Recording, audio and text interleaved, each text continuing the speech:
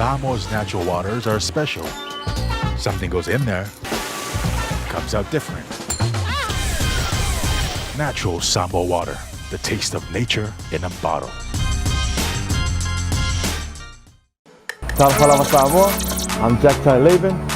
For any competition, I'm all about speed, skills, culture, and of course, my sexy. Wa'ua leo.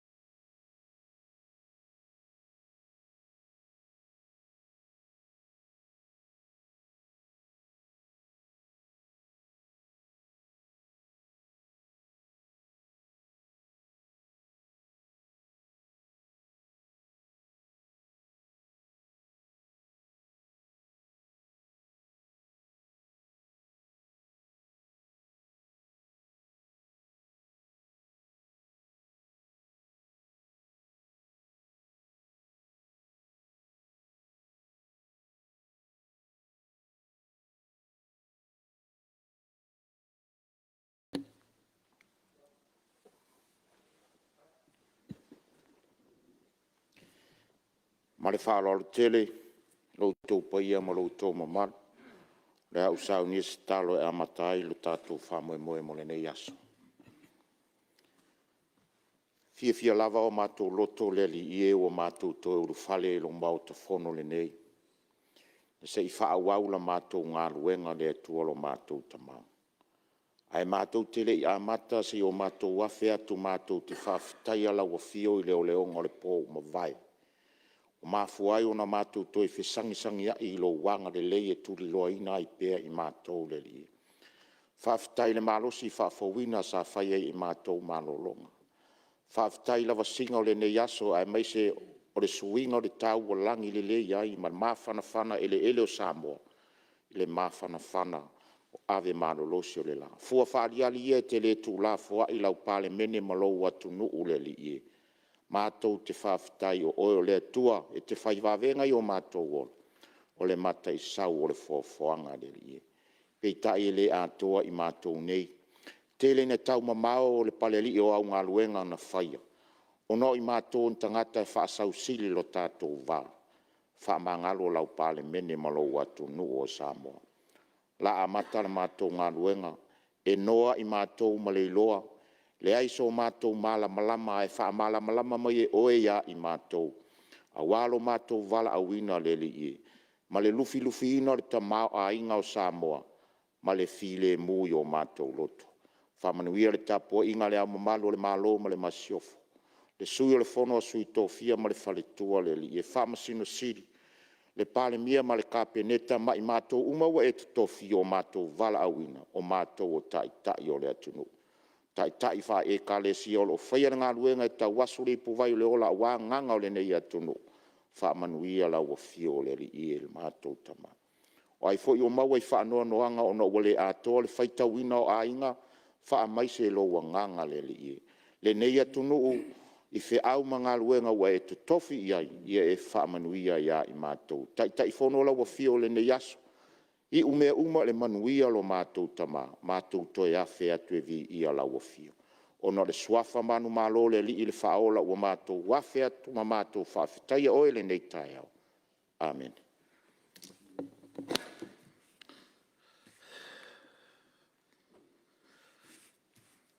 Ua whamalo whawhitai lau whionga ne sui whomtalai, mo tātou taulanga si tia nei tai au. Malo whawhitai tā pena. Tātou tausi e le lofo le tua, Me so muli ne tātou Fonotaga fa CPA o te taro ia pea leanga le lei o tātou tua mo lo wala wina. O te whatara whātu pa ia malu o tātou Palemene ni Tiafau. O pa ia e rea vea, malu fo e le mwhai on toi vaea. Tu mau e o lava e le whawavau. E le ngawhatia e senga ngana te te whono no Samoa o umono tofi. No o tuia. I ia le tua nei Taupulega, le o tātou wheloa i lo tō soifua manuia, ma le langi e mamā. Mo le mau ia tātou te loa ai o tu mau pea lana whaaya ea i lo tātou walawina. E mo mori atu ai whaaftei tele, al te te whono no loto on sai mai, mo whaawawina o tātou ngā ruenga. Tau na ianga le lei le li i tātou taurumanga nei aso. E le o Iese swinga i tātou Palemene, taru mai ana nafi. O le whaanga solonga lava na o tātou wholesanga mo nei aso. Tau sisila fu tātou Palemene, o tātou teimi Malo lo, ia o le afars fulu. Ia teimi mai ai o tātou wholesanga, ia o lo iei whaamoe o le sfulu ma le lua. Toi tolu o tātou wholesanga o lo toe, ia o le winga nā le talanoa atu te te whono, ia ua tātou ngā ruenga te toe nei aso muri o tātou ngā ruenga. Ia o le tātou wholesanga mo mua nei aso, leo tāpena ina mai masaunia le fionga ia lau tia manu rinko, pe saul mo le fionga ia fuaava, sui Malo am tanga peneia, ia tu sai fo el Fonotaga sa aua ia tu ei la ua. Ia o le ava noa nei mo la o lua wholesanga, lua fionga sui mamano.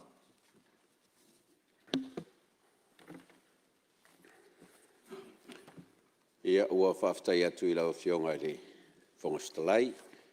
Ia o tai whono fo I tātou mawhtanga nei tai au. Sangi ma le tūlanga o le tai au manuia, I le anga lei ma le lofa le atua. Ia o le avea ia ue whai ma whonga fo I o le fionga I le Mr. Langolango. Ia tai whono fo I le al kako komiti o le social committee. Ia o le tūlanga e tau whai atuai se whaamtalanga. Ia tu sai fo I mar Fonotaga sa ma auai atuai. Ia la tau whai watu mua sina o tōtonga. Ia o le tūlanga o le māmalanga, ia matapenanga. O le whononga o le lua lava aso. Ia le maasina le malanga ai o au kuso le tausanga watea. Te mitonua le afto atatala ia poras. Ia sa telea na I lave fu I sa whengai malanga. Ia na amata o atu whaatasi nei, Taumunu'u ese I oi ko lea. Ia toi o foi mai foi ko lea, e o mai whaatasi ai Taumunu'u ese mai Samoa nei. Ia ono tūlanga o visa, ia mai se foi o test foi o rapid test, ma tūlanga o mo. O mea sa tauna mana o mia, ia I whemelanga ina I lea vai taimi. Ia whaaftai le anga leo le atua, ia o whaataunuina manuia, toi taliu mai. Ia me se foi whaaftai lau fionga le whongwhtalai, ia me se foi whai lau tusi o le whono ma le ofisa. Ia I le tāpenanga ma le tali atu foi. Ia I tūlanga sa whapenao na ngā pāti ai I le whaataunuina o le walawing. Ia ina ia I le Fonotaga lea. O le whono lea o le whono lona ono lea o le Asia Pacific Parliamentarian Forum on Global Health. Ia tūlanga lava lea o le soifua malolo ina o le lalolangi. Ia sa whaautu iai. Ia pe ona iai lea waitaimi. Ia o le pe ona watu I wholesanga. O le Faapotopotoga nei na o vaenga lava o Asia ma le Pasifika. Lo iai ia sui Palemene ia po o whaipule foi. Ia auai atuai o na lato matawhai oi tāpenaina o tūlanga o tūlafono o whainga whaavae. Ia mawea lango ai se tūlanga o se soifua maloloina. E malu puipuia mautu malosi. Ia auai le region ia o le Asia Pacific. Ia ma o le nei Faapotopotoga na talaina mawhaatu I Korea. I le lua afe se fulu lima, ma o le whono lona ono nei. I le se fulu ono, whono so oai sa whai lava I Korea. Ia o le tausanga e se fulu fitu. Ia o se eloa ma hause Iapani. Ia mo si rafia e te lewa na tai fono ma tai ia e atu nuu ta whapea o na tali Malo e hostinga i e Fonotaga nei se fulu valu o Filipainga. Ia se fulu valo se e Mali Pasifika le sa host e fiti. Ia ma sa tangtanga i fo ia i talaanga o le nei Fonotaga. Ia sa i fo i sui fai pule o le tatu mota. Ia sa ia i nisi o Fonotaga ia. Ngata mai le sefulu iwa i fiti, lua sefulu tapunia fe malanga ina o le COVID sefulu iwa, ma lusu tasi. Ia sa whaia Fonotaga fo i i lunga o fisota inga. Ia le lafta ato e whai le lua afe lu sefulu lua sefulu, lua fulu, ma lua sefulu lua tasi. Ia sa ia isi Fonotaga ia sa whai lawa i lunga o pena ta whai langi. Lua felus full lua ia le sama awe tuai mana fionga ia la mutia man ia le i fai pule o sa fat lua ole autu o le nei fa moe ia pe ona tau tangtanga ia tu ai le pepa fu na wa i lumo tau fionga ia ole tulanga le ole fa malusia ma fa le leia tulanga o le fausia lea ma le atina ina, o le upu le whataua i, o le resilience for the future, o health system for le resilient. Nongo winga o se itua inga metotia whaasoi fua maloloina. E mawhai iai o na mautu, ma o se system e angata, whaingata o na aafia ni aafianga fo le onga. Ia mo le lumana i lava o le Asia Pacific. Ia e pei o le na whaautula i mo meo le sona ma o onga sa moa mai i Mulinu'u sa awai. Ia e whai ea lātou wholasanga i taimi sa whai ea whaatatanoanga. Fua lea i mea sa tutupu i le COVID-19 iwa. Ia maa o le tūlanga sa iai sa vai ina le nei Fonotaga i le aso mua ia o panel discussion, ia sa iai ia fai pule foi mo minsta sa iai. Ia te leo isi atunu sa i minsta, ia ma o nasa fai e latu fulasanga, o a fianga o a le sona, ia o a foi ni mea sa mataitu, ia i tonu atunu ma latu tapenanga. Ia mafua mai le COVID-19 iwa. Ia sa whapena foi ona iai le pepa sa mua sa faia, ia ona ua tautua o pengatu le fionga le faipule le fionga le minsta lango ia ua alu le tatou taimi i le tūlanga lea ma le sa o taitai ai le tatou folsanga e pe ona iai le pepa o le experience lea sa moa ia i le tūlanga o le COVID pe ona iai ia nai lisi umatu ina ia le tūlanga o le taimi na tāpunia ai pora sa moa na iai na ia mati le tausanga e luas fulu, ia mai baua va asa whaatanga mai, ia o va fo i e mana umia, e maisi o kakos, ma tūlanga whaapea, ia commercial airlines, la unga o pāsese me whaapena, ia sa whaapena anta punia uma, ia ma o le lua, afe lusu lua leftoa afi ai tātou i le afoi, i le COVID, i le vaa lea ngatjara mai Australia, ia pe o le kalaanga lea malkakou lea, experience ai le ngā afia ka sefululua o le pasese lea ia mamakalonga afia aku ia o Februari ngā ia ngisi fo o kako frontliners ka ngā lulu i le Malae valele me se a o ka mai kai kausimai ma ngisi o le kako frontliners lea ia ma o le sa isolate lava ia after infect le kako community ia i le teine Amerika lea na maua ia apelila lua fe lua. Kwa sao le kuar wha mai i kong. Ia mao se mea fo i ka ua. Ia e o aku le kaimi renga whaere fongu. O sa moa i le top 10 o aku nguu e le ia afia. Ko se koe pauanga o aku nguu o le al wha mai ia uso o le larolangi. Le la ia afia ia sa moa le ko se fulu lea. Ia ko ke lea o ngai isi aku nguu la i ke Pasifika. Le ida se fulu aku nguu ia fo i le ele o koe wha mai, al kei mirenga o koe wha mai a kako, ia o perila lea le. Lua whelu sulua, ia ma o wha maubonga le iai, o se vai mea sfulu lima luas fulu afe. ia ka ko mai ia sa infect ma le sa afia ia ko ke reanga mfainga ko e fa foi malosi mo ko fikia ia se me or ko se fulu e o fa mawinga ia il fa mai ola ko la ia mai mau so i fua ia o le ngei fa mai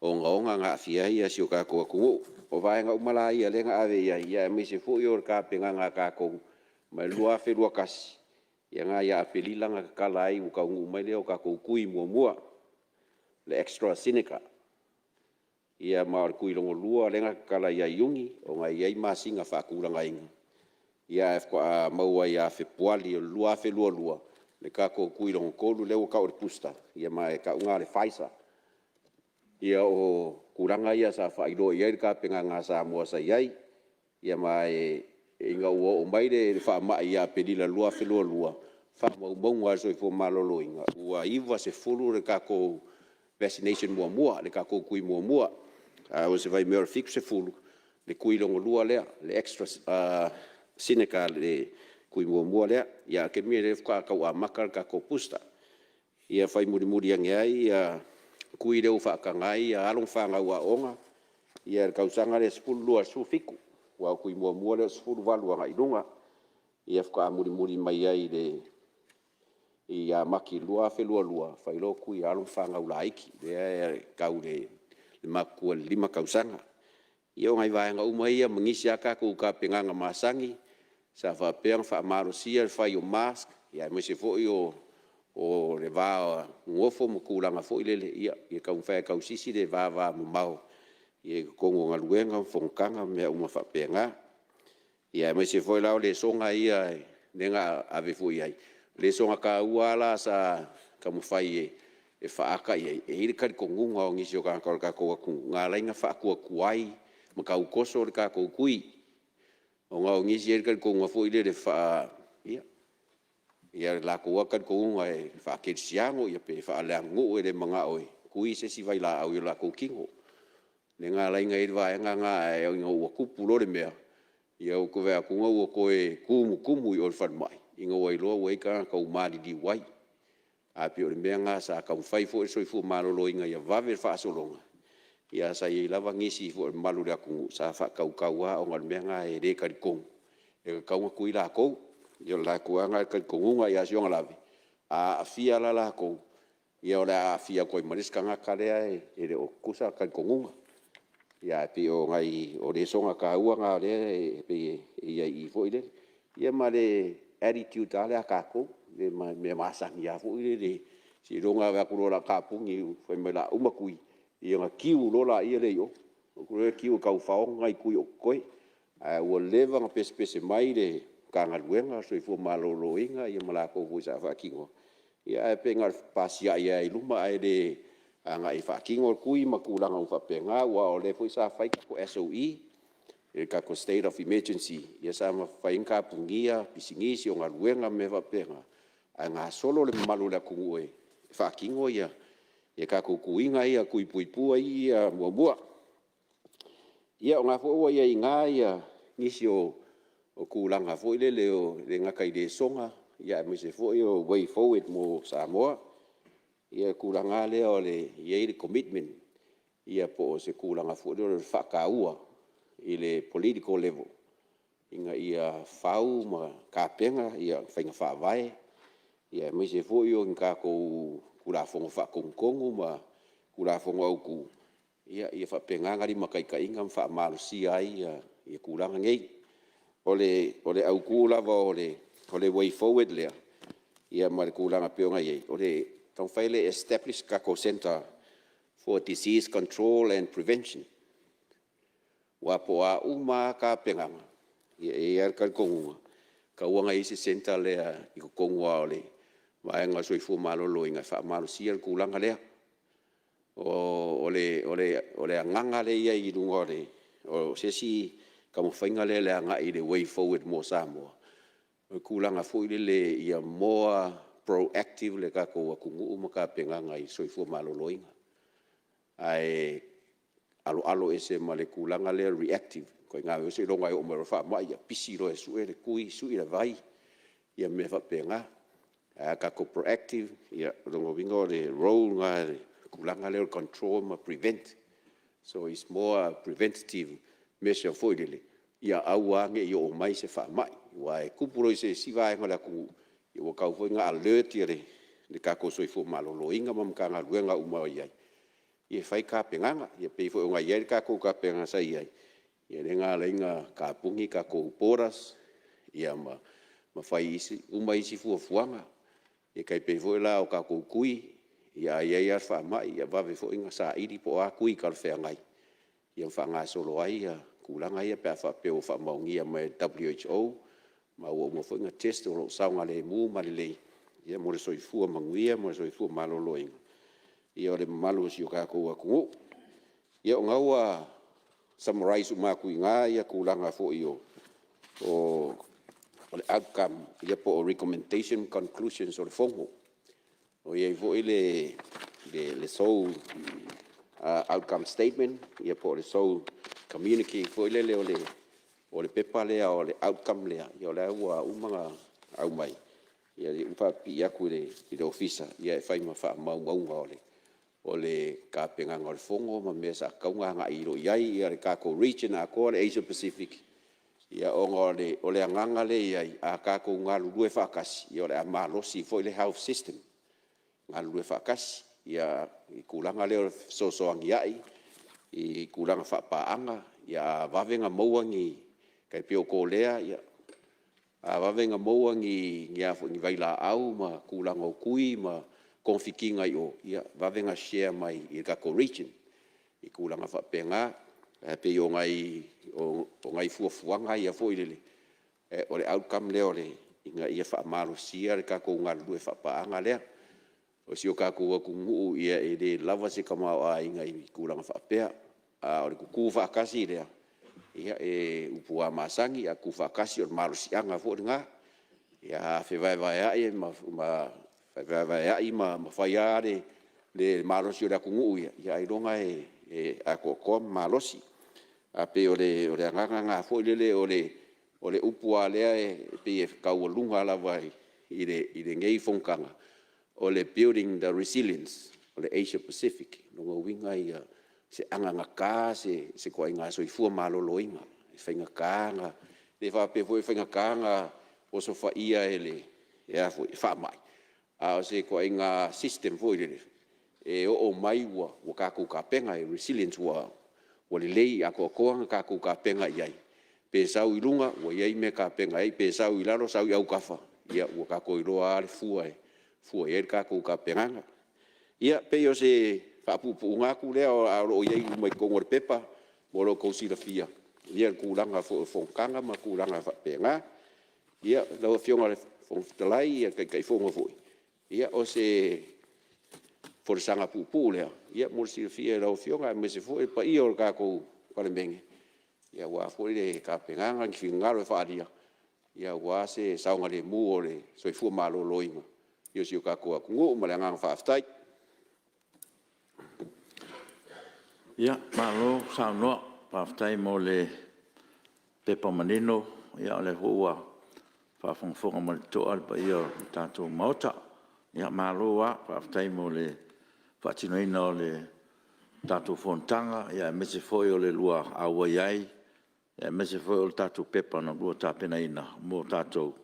Ia malo whaaftai, malo tāpena, whaaftai foi mo me uma, ia walawa le whaimasui o le tātou tunu i nā tunu, ia mese foi, ia o le tāpenanga wala ngā lua whaatasi, ia maua se tāpenanga angata o soifua maloloina mo Samoa, ia malo, mana e foi le malosi le tātou soifua maloloina, na ia proactive i lo le react, maloa, tono leo tāua foi le lo pepa ia, le foi la whaamomo uma le tātou mauta, ia ma tāpena pena wa foi le lo mana i o nisi tātou sungafono, ia mese foi o tātou tāpenanga whaaloto i whale.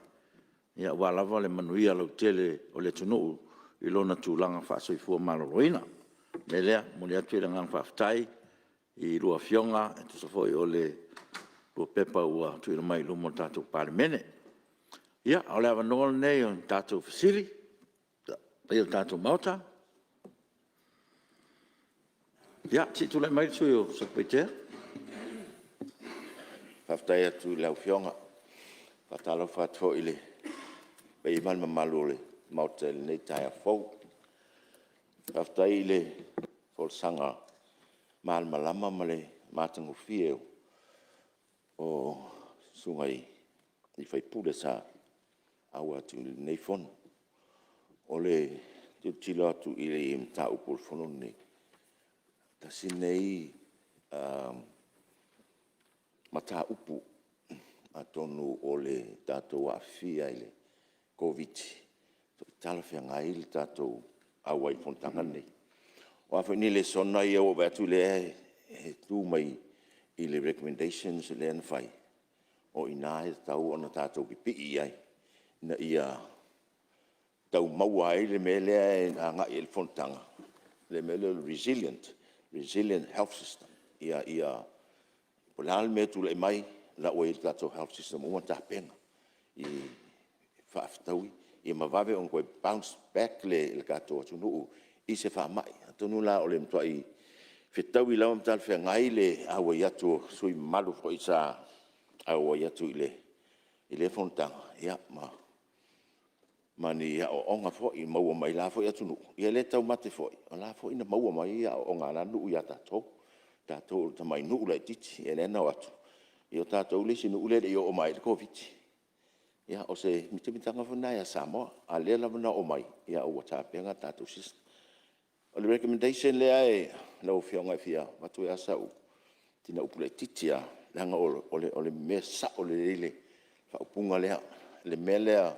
O ala wani mea tau whai. I tonu satu nuu. A le iai le lango a le Palemene. Ele taia on the manuia. Political will. E lango el whainga malo. E lango umoe. E le malo se mea. E alu ala po ata mo whainga whai. E lo la ia ele pek ale malo. Wha tupe. Wha resource uma. On the manuia lea. Pe o le mela lau fionga o se recommendation ta ua tele e ta uia. Po ala watato me whai. Le fantatal noa nafi I climate change ma mena ia ma le vaanga I meka vaanga whaupwhai numero tamaitai. Ale ai le lango a I tātou o taitai o le atunu. E le I wa se manuia. Has to be a political support. Political will and I. Ma whai e tātou whaatinoa te leo menei. Ia e whaftai le unga whono o leo te watu le e o mai tonu ia ana o se whaapopo atu ia whaata ua ia tātou ia tūlanga o tātou lango I ni mea tūlai mai mai I whunga whono nei ma me whai tono o Palemene ia e oi manuia meu ia whaftai lau whionga le kong whatalai mo le amanoa Malo, whaftai, mo whasoa. Tula mele sui o sa whatanu matas. Ia, whaftai te lea lau whionga I le whongwhitalai. Mulinu'u whaftai te le sui Malo o le tātou Palemene sa whaima sui o le tātou atunu I Fonotaga lea. Tā ua ia la wharangolongo I le wholesanga ma misal tūlanga o sui fua Malo loi. Ai o se mitamitanga fo I lou sui nei tū Malo. O le COVID le na umatu nei. O le tātou atunu le o maua sa I lunga le. To sfulu atu no o la langi na matua ia ona o mai fa mai o COVID lo la le te tonunga I lo fiunga fongtare e mo le nga fa ftai o lo te tonunga na la na tuai mai o la vata pena ia le tato watu no ile sa o fa mai le na la yo na tuai wa e pe ata to e fo I tu ile tato fa mai le Michel pe na le na o mai tato I leo ngaonga le meo le mali liu o tātou tangata. Le ala o sau COVID. O matua ala wata pena tātou. Ao tātou watu noofo. E fia ia lei o meo whalaputonga mo tātou whalavelave whaasamo. E tumu e o tātou tangata. A le whaamalosi le tātou kapeneta ma le Palemene I tātou watu no e tau fiofi mei. Le no ai tātou whaingalotu wa tau fi. Le na le iona tuai. O lo la le tautonunga. Tātou te tau pe iai. I tūlanga leo puipuinga o tātou atunu o mai whama. Wai lo te tonunga i atunu te tele e whai tau 4 milion. Wala na langi o na lātou te talar COVID. Wale mwhai o na puipuia. Ia wale ano ho ia wai whai tau 4 milion na lātou wale mwhai. Al tātou atunu. Le tunu e la ititi lon whai tau afa. Me la le lo mitumtanga tātou atunu. Tātou puipui al tātou atunu i mai meo whama i whapea. Ia leu tātou wa i e tūlanga. Wa ufsile tu i whale maliu susu. Le teimi le na sawele wa afia tātou. Ele malolo tātou whale maliu i le tumo o e o maliliu. A o le ilo ho ilma fuanga. Ai lo te tonunga afia nga umai o COVID. E la lo te tonunga tātou malo e ala te lo afia nga whangwhitalai. Leo ia tātou puipuinga. Puipuinga o tātou mai mei o whamai. Tūlanga whapena. Le foi e o tau mau foi tātou le me foi le lo nau e toe ati na el tamau a ingo tātou atunu. Ia leo tātou wa e. Po le ali ti fatou le lo le o le tamau ai. Ai fa alave ai o tātou tangata. Il mai tūlanga le mali liu o tātou atunu o le tunu e la ititi lon whaitau afa. Ia leo toe le awa wa lo atu fot COVID-19. A leo toe alu foi lunga tamau ai. Nei o tātou nau tele tamau ai. Ai mai mau e soi fua o tātou tangata. Ia, malengang whalor. No, hai. Tula me sui o le whanga whalasela. Ia, bi ama foi le tātou whaftai le atua le netai au.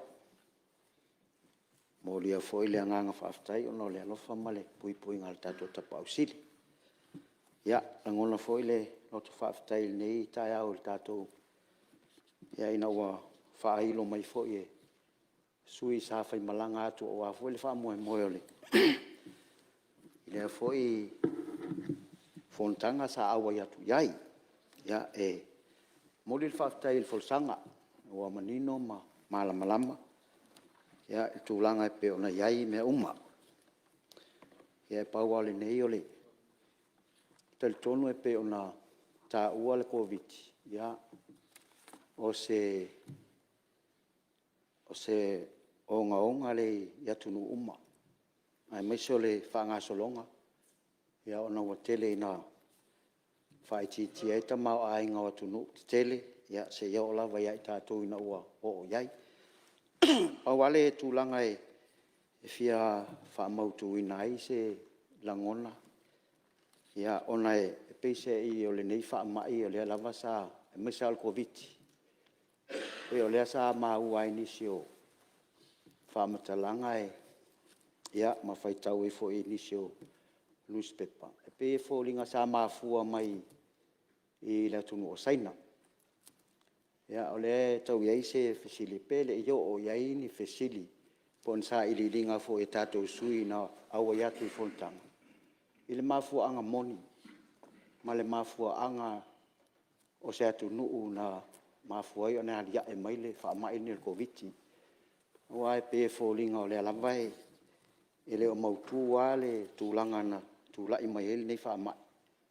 Po se mea na deliberate ia le whatupuina le nei whaamai.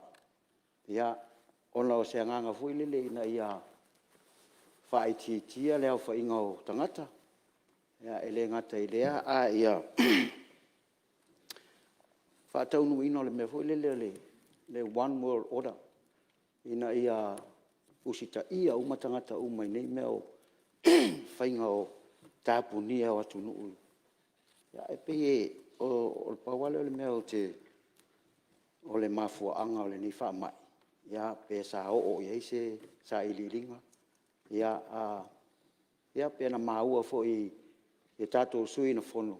Ia se tūlanga na o iai lea whaamai matautia na o mai tātou hawhia mai lalangi. Ia, ai, pe o lea nganga leo te tūlai atuai. Ia, mo so ulawa manino man mautinoa i le tūlanga na o mai nei whaamai matautia i tono lalangi. Al whaalola whaftai. Ia, te tūlai mai sui. No sai mai a, sui o se itali mai le. E na ini me whapeana tala no tō whono pe.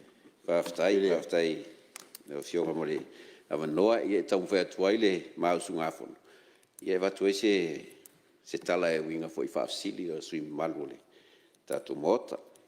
O tūlanga lea ia o le mea moni lava. E le iai se sa ilinga, le Asia Pacific, mankua fo inga le region lea kako.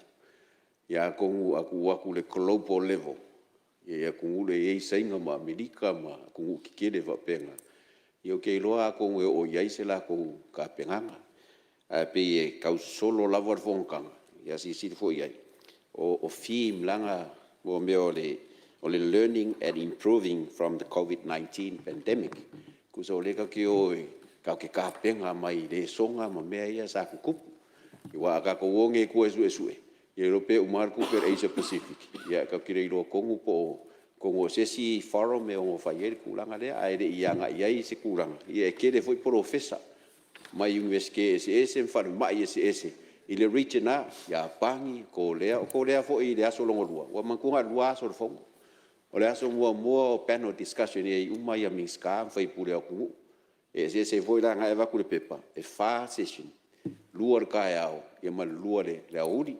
Ia ngala I fo ia mka upu sa fa kulanga inga. E fa au ku ia fa karkarwanga makulanga fa penga. Ia o le aso longo lua loa. Ia wolo e tua I kuai vai e ora e asi I fale mai maka penganga fo ia ke maofa fo ke va ki ko le e kai ngi usila man la system I le ka penganga e waku ia uma ka kai o a kia ko computer we uma ka o aso nga e alua I fale mai o au kala vai o ia uma o man computerize uma mengi a o le kulanga nga fo ile e ka penga mai la ingale e ka penganga ale e ku ko le o a ngisi me o le la o kala ngore me fo le insurance o fa ku penga o mengi a kupu mai se mai se si ia ngal kavale insua ngal pa me o ia sa fa mai sa ko ko fali pe yo ko nga ka penga ko nga system na la o fa kingo yo ia ke roa ia ka si ia po re se fulu lus fu ka sanga wa ka ko nga kia a o kulanga I o ka penga ia o fa nga inga o re songa ia ma o onga mai ko viki fulu iwa ia ka penga ka ko mo la ngai duma ia e fa marulu aku ia e service ia langa ia de focus ali al ka ko fonkanga por forum le ke loa e ilunga se si level por the global forum ia I me foi ka global health ia ko ngai sa idea po ainga fa mai ke re me ma le nga fa lo fa stai ya si tu le men sui ana lo fino malu Aftai la ufiona le fon petalai mo le no e no no vole nga fa aftai ni ta ya ta tu ma futa ono di pota usunga fono la wonta tu nga luenga ma le son nafi mo le fole nga fa aftai le fo sanga ma tu fie mo le mala ma ale usunga fono mo le atu fa aftai fo le tu langa o mata upu sa tale no ia del ton wai malama o tātou loto mo tātou mawhau tūlanga sa tātou iai. Tātou watunu. O le vai tau. Ia o le masino o le mawhaitau lia le tele o whamai. Lea ua iai le lalolangi le vai tau. Ia e pei o lea lama au tūlama il konviti ma tūlanga sa iai le whamai le lalolangi. Ia male a fianga fo i sa iai le tātou I tūlanga. Asia mo le Pasifika e mo le tuaile nga whaafetai o le manatu au tūlama I o le se tūla o le ia le tātou mota te loa o le ia amata mea e au na so sani le ria mga alue whaatas ia le atunu mai masam tanga ruenga e masela bala tanga ruenga o so fua malo loina o le Whawhita auli le tupu le tātou atunu o atu na whionga le pongwitalai. Ma le pai o le tātou mota. O winga la mai o le Samoa, pe au le Saunoa. Ina I wale tonu turi ngata I o le atunu ule nei o tātou. Se longa o vai atu toea o le inisi pau lalo le tuloulo untu ma le fitu. O to aminoi. Tātou sa ili po fea e tauna tuai. O le whaamalu si au le mo tātou. A vele COVID. A me tātou te mama i lau tele ai le nei mau wha mai o mai. O se tala wha tai tai. O tua i nuku mawhionga me se wholo mātou. Mo tuanga lulu tua tuku alfa salanga hafe tā lai le ainga le whaini tui pui pui. O le ngā luenga nā e longo suai. Ina ia le ngata i le soifua malolo ina ma le pui pui nga mai le wha mai. Ia wai moni ai. Tu sapo le ainga tō tele ua whaia. Tō se fulu a ua whai tui o tō iwa ai le tui tō tas. Ia le ma whai au na ato tō se saunga le mua nā ai. Ala lea sa whai ei fuafuanga. Ina ia au mai umai tonu ole. Ngā luenga wha le komiti le tu Malo ma Mulinu'u. Suita mai tai. Ina ngā luenga o pepatui ia ina ia asia sia ma wha manino. O te iloa ole tulanga lava na ole alwa ia. E tau na alwa ili ni mai tai miro tātou atunu.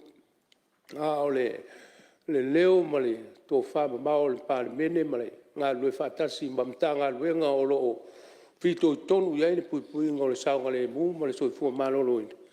E ro le mea lama le nā ele tātou wha mua le ni vai tau. Soifua malolo ina se atunu. Ia, ona malolo ina fo i leo ma fau o tangata. Le ia se si o tātou tu salama po le ale tele o ngā luenga ma le atamai. Ale ato tole malo si soifua malolo ina. Le ia se me mawhai. Na le mana o tua iai ma le na watu le mea ma le mea. Ia ole ngā whatia i mai ma e sia i wha mai. Ia e masi ale nei vai tau. Ia o lea o tātou te loa ia. Na ia tātou whanau. E voi sa pui pui le nā vai aso sa tāwhia. Ona wha mai lava ma le. Ua le masino le mawhai tau rira te le wha mai le nei vai tai. Ia e peo le anganga lea. Ia e vea le whatai tai inga e peo na sau noa ma mai le ripoti, le COVID. Ia e mai lau te le ai peo na sau noa. Ia sili atu tua, sili atu lunga, sili atu le lolo le tāpena. Aua ne o tātou whatamala. Ia awa e le mai loa tae au mai e alua pe e nisi wha mai e sili atu lolo COVID. Ia peo le anganga lea tula i atu ai whawhitai. Ia ua mau fwoi nei manatu ma nei ma fau. Ia wale tima inga o le tātou Palemene ma le soasani. Ia e limitai ta inga aina e tunuku e mesi o mta ngā ruenga. Ia wale soifua malolo ina ma le soifua laurelei o le tātou. O le tātou atunuku. O le se tala lea ma le whaaloalo whawhitai lau fionga le pongotalai. Alo, tau noa. Nai fwoi te whasoa. Lau fionga le pongotalai. Melo, fionga le. Boi. Tuna melo fionga te tai le tua. Ia, whaitalo whatu lau fionga, whongwhitulai ni tai au, ia whapea foi le malu o tātou Palemene, o tātou tawhia, o tātou semina Palemene ni tai au. Ia, ua whorosia i le mamea ia le lipoti matangofia ma le malamalama le. Suis fono sawa penao na wai Fonotaga i le atunu o Korea, mo le toi le whawhitai, tai mo le lipoti whawhitai fo i le saunoa malamalama i mataupu. Vei e ave ale whamua i lau matau. Po ale sona tāua o tātou maua mai mei tutupu COVID. Ia ina ia tātou tāpena pena ai. Masa ili. Tong whiti mo le anga i luma. Ia ni si whamai toe tulai mai. Tupu mai. Ia o tātou loa me whai me anga ia wale pui puinga ma saunga le mu ma soifua malolo ino o tātou tangata. O me voi lea e whamau ina e voi whawhitai. Alau sui i le malo whatasi ma tunu o tātou pāanga. Sa whapenana langolango mai i le vaila au voi lea na mai e a foi e foi tuititi ai a fianga o COVID. Ne wea sa tāua sau noanga le sui man. Ia le Pfizer ma le AstraZeneca. Ia peo na mo mai lo tātou vaila au ia peo i le mo e si toa tātou tunu u whawhitai foi ia tunu sa nātou sosoani mai. Ia wa pe foi le malo o whatasi on me tāua ia maua ma lava ia vaila au. Tasi lele sona i lau wa i le anga i luma wa le hoi pe maua i silipoti. E pe e si vai la au ia ua sili atu. I teimi nei o alo ngā lulu e pea ia kampani ma la tau to mai whapitoa ngā o sia o vai la au nei. Ia pea o le e whai malu alu pe i luma le o whala au o lo ngā osi ma maua e. E la tau le wau tātou mātau ina nei vai tau pesi o furu i tono la tunu. Ia me se lava lo a fia ai nei whanau iti, whanau a onga. Nea ngā i tua.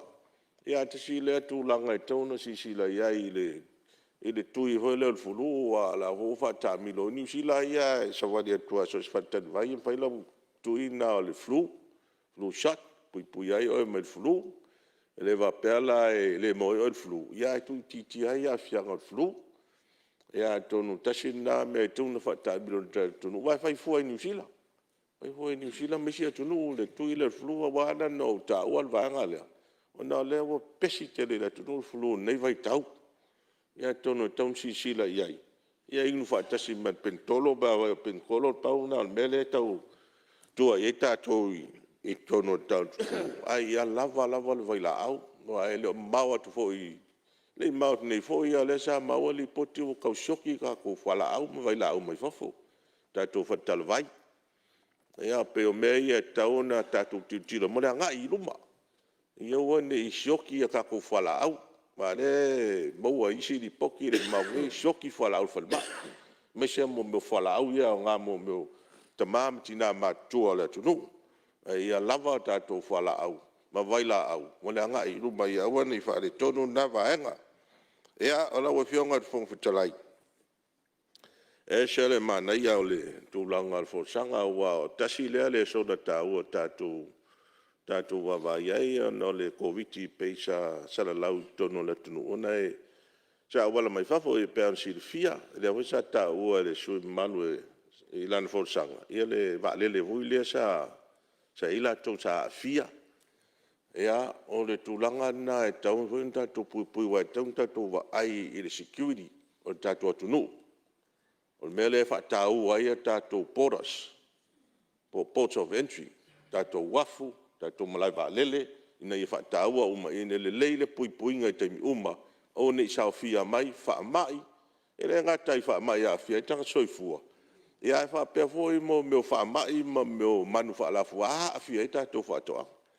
Ia maisi mau to inga ia mo pa pena foi mo fala u fasaina maisi mau tu langa fa pena fa so tu la fono ai ta hota to tilo le bele o le sao mai fa ma ia i fafo eli mo ai Samoa nei ta wen ta to wa ai ta to security ta to port security ia wen i ke au tu ma se va a hoile i fa ta ina anga i mai ia to le tonu wa ta tele lo po a me la mai ai Kere roho i po a fia la to lo mai le vai fa mai.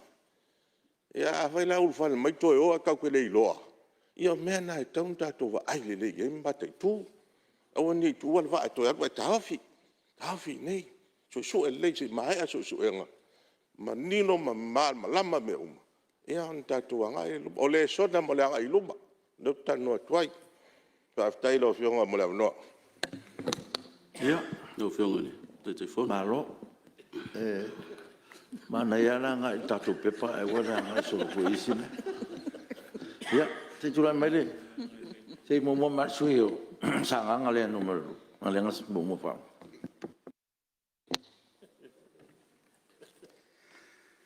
Whiunga tai whono, maru foi o dei. Palemene ma tātou flafla fo inga ia. Manatu a tere nei mau wharu manga ese mātango whiere ma tā upu. Ia ai peu amata mea mai lava ia le forasanga mātango whiere au whono whaftai mo le pepa o saunia. O le fisiri ai. Pe whapewhea o na tātou whaatino. Tulanga ia ua o mai pe upu ai e lua le whaamafa mai e le usunga whono. Proactive no whape whea on tātou whaatino tūlanga. E taula mua ai le Palemene i whaingai pui ai tāu whiowhia i whaamai le nei. Ia ma le resilience tūlanga le whaanga mai le uput anangata po le malosi o Samoa e toi foi mai ai le lei le tūlanga sa iai pe au mai whaamai. Lo lava I vainga la ua whionga teitai whono. E whaingo whio na tātou whaia ni whaai unga, I lunga o ni whaa maumaunga. Pea lava data ma information. E a wala tuaila he de vaenga lea. Pea ha se fina ngalo. Ai te tauna tau mawhaile mtanga ruenga o whare mai. Wha taatia mai se lato di poti update. Ma sina taitasi. More motare nei. Tainane. Wha o ngā le social media. E wha alau iloa I lea tunu. E tau mai iai le tūranga ua iai le wha mai. Whea ua tātou iai. Ai mai se la. O la le tūranga wo iai e a tui puipuia. Wale pe ia ngaka I le pustale ai tasi ale aduai. E iei se lua, e iei se tolu. Ma wha malama mai. O la tonu lava le aonga. E dei wha pio se matua wha mamla manga fo I le wha technical ke le whainkai nga mamlama le atunu. Langa o leisi mele au mai le ripoti lea sa ave al tatu suyus fono. E sa le leia. O mole mea le le mautonu ma le malama le lei. E wha o sofia il au ngata ma le musua. E tadia mea I o tui ma mea wha pena. Ai ma neia pe a fola mai. Tai masina. Ma mai se ripoti ale. Ma tanga ruanga le soifua malo loina. Wha mamlama mai tau rumanga o iai. Ona fua fola iai. Se tato ngai o inga wha proactive. Maduia tato fola. Ya, se la fotu lei tu. Se mal mai basingano me tas. E tolu nei uputa ua e fia whaiese langona e tu sai o le whaitaunga sa tula ia ile teitai komite fola fo le ripoti. E ta ua ia te au le vaenga le o le respond plan le ta ua le next step o Samoa. Wai o le tarito nunga i o lo tangata. O to tonu o le respond plan le alua olua lima. E iai ma whaailoa mai ai. E whawewhea o ngā respond tai o le tunu se ia o ai tatou nu I tua. Whaim whātai ta inga o le ta ua le sui mamalu fo I o sa nganga la fio le tarenga ia maulolo. Langa respond le ngā whaile taimi o le whaamaupoponga o tangata le whalea onga. Ta ua ia o le impact la le o le e to tonu o le respond plan. Pe whawewhea o ngā respond mai fo I waisi ngano tasia. Pe o na tupu le. Ia whalawe la ua au ia o te inei fono. Ia, o se mea wele ia I loa tangata. Wai o ai I tangata I tono ain. Tauna malama I le mea le o le respond plan. O le ale tali le taimi e tupu ai le whaalawe lave. O le si uputa ua le tono, o le mea le tau le multi-sectoral approach. Wai e ta ua ia o le vaenga nei ia o le ale mea e whai le health, o le ale role le MNRE, maisim tanga luenga. I le taimi e tupu ai ia le whaalawe. Wai e tā ua tele. O mai le upu muli le o le learn and improve. O I nā wale ua tupu nei la ia le tātou wha mai le tēnei. E mo ia na iai fo inai whete na inga. O le malama le lei. Wa a mai le respond plan lea. Tātou te tilo le lei. E le aise meo la alua I fua ia taita il Palemene e whaitu ia le. Ale atangata o la ia ile means ayo mai lai tono respond plan pe a fa malama le lei tangata o le mea tonu ale e fai o e pe o le taimi to o so isi fa ma ile lumana ale o ta ua le tulanga o le fa malama le lei ma fa ta oto le lei ia le tu laulea ia si le sila ia tangata e o ai tangata nu itua ma savai o fea ya nga ia that's part of the respond plan le mai I le baanga le ia ma le tūlanga la lea ia malama mtanga luenga in terms of the multi-sectoral approach there. Pe whawewhea o le atonu ale la tō role whai. Ia le taimi taipela o le taimi nei, taimi le oso le fulu, lau wa tali mai le ofisa wa aunga. Whamalolo tamaiti. O le ala le tali a tangata le ainga, mātua. E te taufu na malama mātua, o le ala tō tali le co-respond I le fulu lea. Whamalolo le tamaiti. O le ala le whainga. Whaamai o io mai to tonu o le respond plan. Ia le role. E o oi lalo I tangata le ainga, e whaatinonga. Ia, e tā ua I la, wā kako woa. Ko e kupu foi le swama. Well, we still learn on our way forward. E malama mai mo tatu. O mangi se swama I se kausanga. Ua malo si le kako respond plan lea. pe ale le lona au mainga malong whatotonga, mulenga whaftai, ia isu malfo el Palemene, ia ile li poti matango fie, manuela o fionga le, te fon, male. Alors, Kon mat. tai, ia, se tu le man sui, pala tem samta. Tai na o fionga ele, te fonu, o fionga foi le, fong talai mo le amanoa. E wha se manato nei foi tu Malo, i ta ua o le, li poti e peona, forsia i luma o tātou Palemene. E anga i se whamatalanga nei tu Malo i ta ua le sona sa tātou o ina mai nei whamai mtautia. I la ua ia mai tau i le whamai. Whaftai o le mai li poti e, o le au fia Samoa i atunu e se fulu muli na maua i whamai. Ai o le sona i la ua wa ai whamai ne. Mai maupea na whapea e mawe ona tapuni a tātou podas. Ona o tapuni a tātou podas wa i te tonu o le atunu i whamai. Ai ana tātou longo talalo o maua atunu tua oi e pe o New Zealand ma Australia o atunu te tele. Tapuni lo tātou podas. Se manu e furi are whewai e tangata ma whai a tātou ngā ruenga māsani. Ai lo i se whamai tono le atunu. E pe o lau nā le sona i lau mai tau le i le whamai nei e ui o se whai unga i le whaingo fie o na whaatino e se whainga Malo e tūlai mai le taimi e whea ngai e tātou atunu uma whamai o ngaonga whapene. Ia ai o te manatua wae na paule industry e matua a whaina tele i le tapuninga o tātou poras. Ia o le tūrisi e pe au na sila fia e mota. Ai pe o lesi nā le sona tāua. Ia e mawhai o na tiro e mo le anga i lumanai. O le isi le sona tāua pe o na umeli li poti. E toi a ngai tātou atunu e wha mautu le lei whare mai tua i tu Malo. E tofu le tu Malo ma le whare mai. E pe wheo na watu e tāru sanga niso i tu Malo e pe wheo iso i tu Malo. Ia a o ina tu lai mai a wha mai mtautia nei.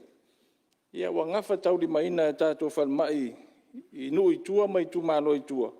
Ia ona tadi atu i le whawhita uli. Ia Malaysi whautuanga mana ia tele lewa mai atu i ai. Ia toi whamautu foi ma whamausali komiti o tuma mātina.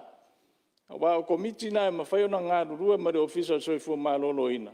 Ina ia mautinoa ia whaatino uma pokalame tau soifua Malolo ina. E o foi tui pui ma tūranga whapena. Ina ia mawhai ona prevent ma proactive le tātou atunu. Ia le tari atu ini ia fianga o whamai e o ntulai mai foi lumanai. Ia male manatu muli. Mana ia foi le tiro tātou atunu i tūranga o i tui pui. Wa o isi atunu o lau o e le wha lima ala tau tui pui. Ia o tātou pe au le ngata mai le lua. Ia se wawa ai pe tau ana. A toi Faapotopotoga nisi tātou tui pui. Ia e increase el tātou resilience. Ia maritari atu le afianga o tātou atunu i whamai. Man memun muri. E sen mana i o whainga o whalawelawe wha Samoa, te miro COVID. Sa ta whapea ia wha au e wha maa venga lea o whainga o whalawelawe. E whaftai fo inisi o nuu mai tu Malo. Ia o lai wha au le wha maa venga lea. Ia ai tasina le sona sa au ina mai. Ia mai maupea na whapea tātou toi fo i e. Wha whainga o fia, whainga o whalawelawe. Ia se wha maa venga fo i mo rea tunu. Mare angang wha aloalo, whaftai. No, whaftai. Ia, Malo ar whasoa ma. Se tūle mai sui siumu.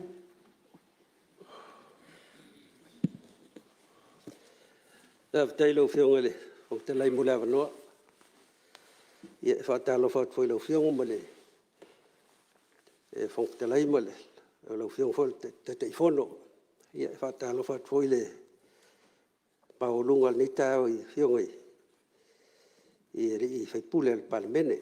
Ia e le umea se manatu lau whionga o tula atua e mole tu whamalo ma le whaftai lau whionga. Se tō whawhoi wā e ua. O whaatino i nei Fonotaga. Lana o le memonia e fau i lau lau tūlai mai. E whamaruru atu te le au i mea nafi ona le i mauso tu si wala au. Salo o le maunga toe a e maunga toe i foi vanu o le foi no atu ia na ia li atu tusia me silfa te lo o mai mo le atu alfa te lo fio ngai e tūlanga foi o whatino nei mea onole, me masania. Ana mea li poti whatau tole, lau ia na umale, ia pulalan whai pule pe whai tau pele ai. A leo whafonga mai le tulu, ia o manino foi mana lamai. I mea uma pe ona malanga ai a lim whai pule ole, Palemene, i Fonotaga nei wha Palemene, oro.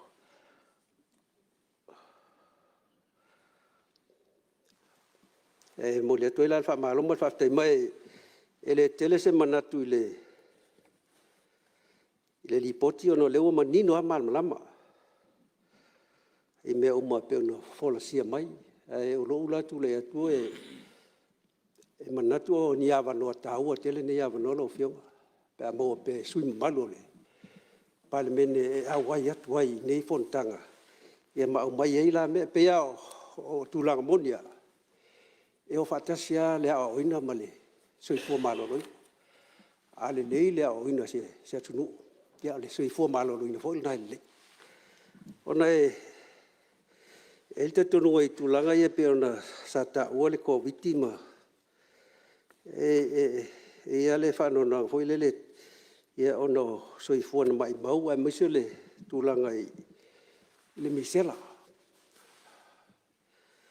i me ia wo e mo mia la oina manino tu lai mal misela sa il mai tau sa fata mala ta to tele ia alum fa na ma mau sui fo ona sale le no fatino ona ye nisi na manatu ele au atu sa fautu ina o ia matua ave ia fa na ui fo mai to la se Samoa ia mai si tu nga vai ese toi foi mai lan fan mai o le nga lo fianga pe o vai nga ia ta uai telele e manino mal mai vai nga ia o le mele o tel tonu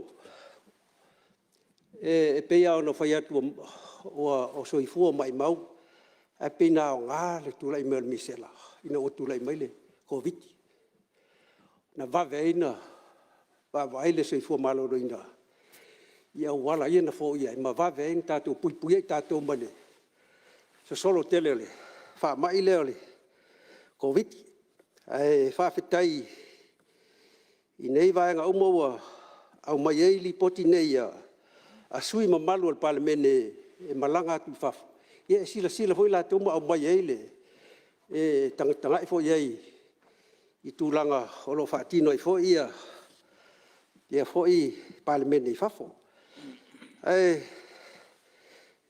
fia moliala fa tai foi le fia ngoia li mal manu le fa tino ina mali poti la sonaf ya sa fia awaya ona e tawo tele foi le vai ile vai nga le una ia ava no tu so te baita lim te baita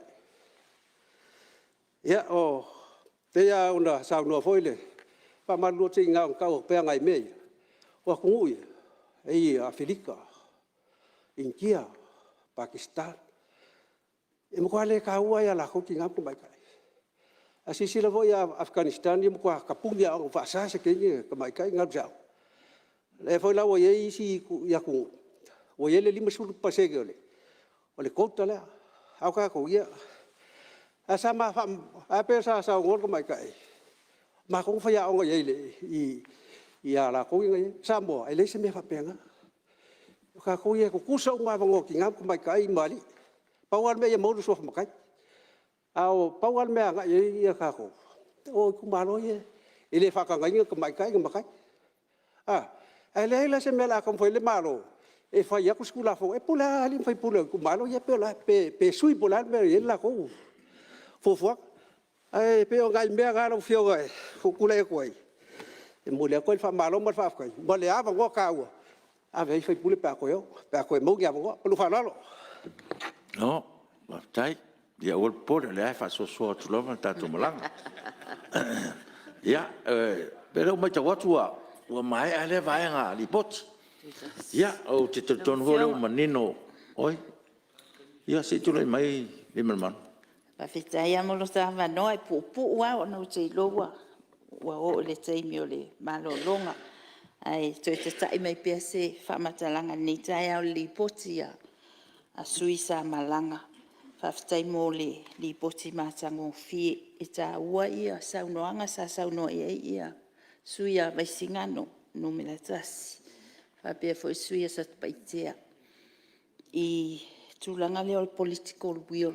Wa po le ale ta ua fola sanga ai ale ise commitment sa tatou fai pule e una ia o le au nga foi na male fa fetai I le neiva yaso male fa maiti I fola sanga ina ia ise au nga o Fonotaga po o nga ia e awai fafo ona o mai ele le ta ua o le saunoanga le sa sauno le fionga ia maulolo pe fa fea ona mata I tu mata ta o manga ia al Commonwealth alo ta tonunga le ia ta tu le tali o ala va me ia ta la fea ngai mata tu a wai le mafai ona ta tu wa uma mai me uma ia o mai el Commonwealth pe ona sauno ni so suia nafi ia a o me ta la fea ngai mata tu o me na ta tu te faia a o le tuta ua wala ia ona o tula I o le wa ma wa uma e te le sui ia hisi a o le tulanga le fa e fa ma losi au mai ele le fionga ia fwa a vale tulanga le ele establish a center for disease control ina ia sa tato no fwa tonu mo le fa fo ina pui nga fa ma e o ele o ile fionga le minister a oisi la sanga uma te loa uma ona lawa a mata pe fo sa no sui a vesingano se te tonu na to review wa o fuanga yo le stadia tu fa mai pis I ona lawa outdate le mela ia oisi tu langa lawa ia ana to e fa le lea a le tulanga muli ala le la fo la sanga le fa vai no se no fo tu tonu mal fa fo ina mo puinga fa mai sta wala o fionga le fon fetalai o te lole mauta le ai al wat wai fo la sanga ia ma sa to tanga I fo pe mai tala tu pe a to no le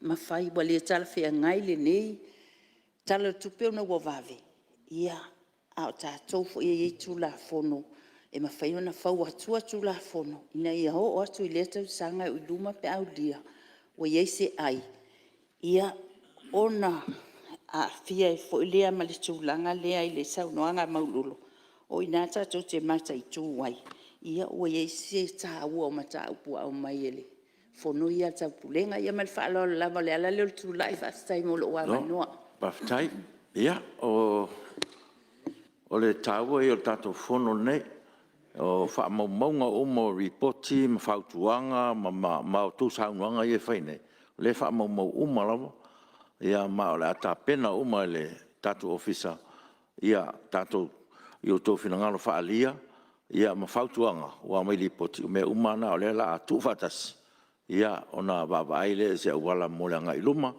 ina ia fa ngaina ma ia fa tinoina ia nei me uma o to sauno ia e le tu mama ina tatu ofisa le nga lu tatu ofisa ta pena uma ia wala wala iluma le mafu afu le wa to fa tino e tatu Fonotaga nei o le fa ta wai no malanga ia fa ia fa ta wai no foi malipoti tu ina mai ina ia ta ua mo le tunu le lavo fa fo mai le tunu le o tal no ina ona taitai ina ia au nga manuia ile tunu tele mele ia au to te atu tangi ma tu ngalo lewa ta pena me uma mo le ngai luma ia ai tluai o le tatu o ma tatu malolonga ia e lus fu minute tatu malolonga ia tatu to amata sutasi ona e to e lua tatu pepa to ia wa let's for ne let's for down tatu pa malolo ia e fi fai fo sina tatu tala il tatu fale pe o ma tatu fono ne ia mo no tal noanga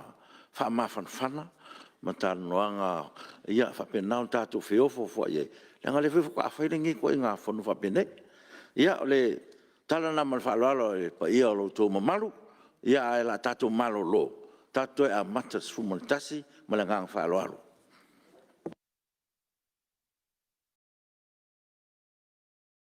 Samoa's natural waters are special. Something goes in there, comes out different. Natural Samoa water, the taste of nature in a bottle. Taupulega, Samoa. I'm Jack Ty Laban. For any competition, I'm all about speed, skills, culture, and of course, my Texas. Wa'ua lea.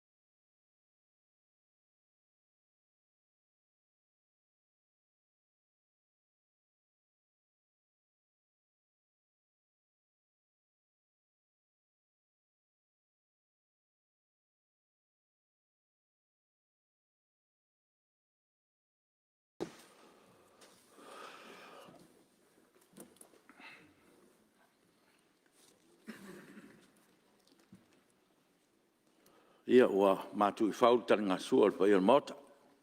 O wis whasi ngā malo se wale, whau ino tatou ngā ruenga, malo ale on sai. I lo tō pai ia, ma lo tō mamalu.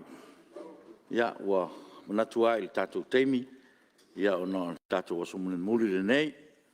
Ia e mori le ngang whafteitele I le sui mamalu o le ipata I tupa I lunga, whapea foi le sui mamalu sa whata numero lua, tusa foi o le la pepa na tō raulau, o le wheel tatou malo longa, malo ta pena, whaftai mo le forsanga mai ale lei, ia mai se foi, ia o whautuanga wale anga I luma o le tatou a se fua malo loina wale tatou tunu, me le malo whaftai sui mamalu, tu sa le lava ta pena foi a wale tatou pepa peona, tatou whafonga I pa I le mota ai le wheel tatou malo longa, me le malo whaftai. Ia, taruai o leo tātou, mo tātou whaasalonga, tātou forsanga lona lua o le aso nei. Ia, o le tō whai a lentai Victor Tamapua. Ia, o le taimine o lau whionga suru malu. Ia, mo lau pepa fo e wale, Fonotaga fo I sa e a wai tuai. I nā fo I tunu. Ia, ma le angang whaalalo, lau nole lau whionga suru malu. Ia, whamalo whaftai.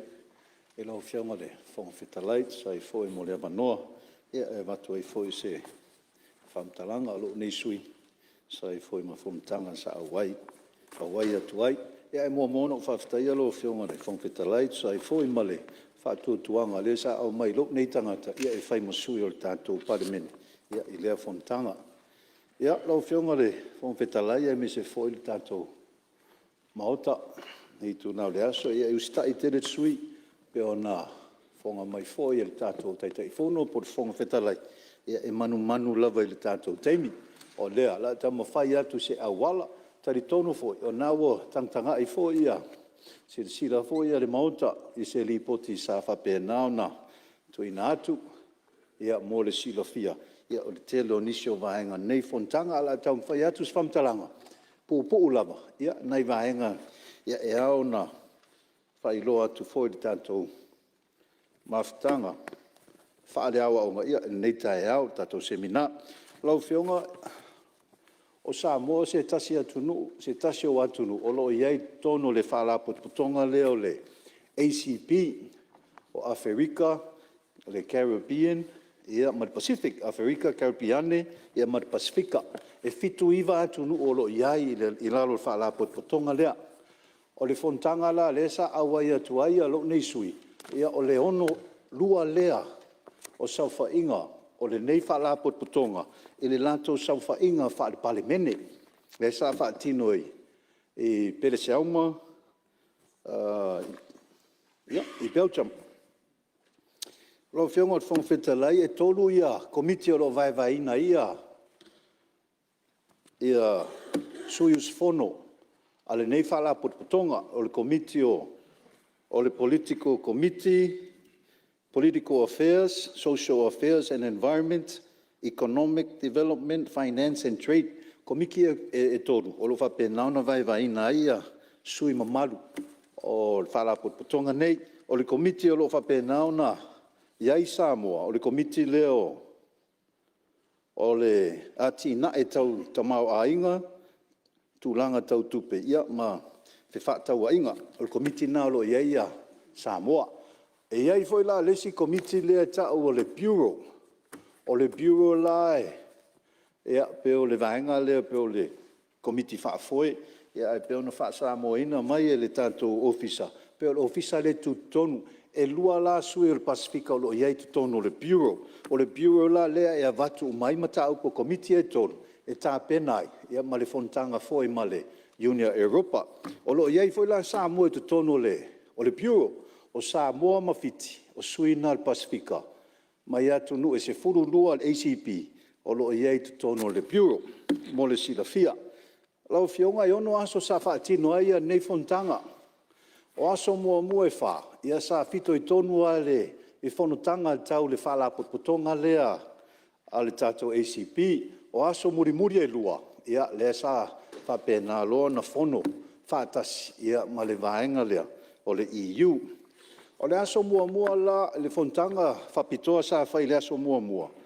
O le tamawhai lea e toe whaatala noa ina ia le whiangainga, ia po le whaatpaanga fau lea, a le ACP, ma le EU, mo le silafia le tātou maota, ia o le whiangainga, o le wo expire le whiangainga lea sa, o lo ia terminate, o le tau, o le Cotonou Agreement, ia sa whapena na, alo ia ma le lua afe martoru, ai pe o le lua afe le whaitau atu ai nei tua, lua sfurtau sanga, o le whiangainga lea, o lea lawa mahea le whiangainga lea, sa mahea le matanga le lua o Fonotaga la lua o, ia nā sa whiriwhiria i lua ni sui se tō lua, mo le silafia e iai le Council of Ministers, ia e lunga atu la i le vaenga lea, tari tonu o lo silafia nisi o le tātou maota, ia sa wapena ona whaimasui lea Fonotaga, e le Council of Ministers, ia o le vaenga la lea, o le sa whiri mai e ni sui se tō lua, e whaimasui le ACP, la tau te ngaru lui, ma le vaenga lea o le Union Europa, i la tau foi sui, tama whai e tu whaatasi se whiangainga, tala whiangai, e toi whaauaua iai le paanga lea, o le ACP ma le EU. O le lua afe, lua sifuru la ua mahea le vaenga lea. Se o le teimi tonua lea, o sa ili ai foi se tai fono, po se presidente, a le ACP, i le teimi lea.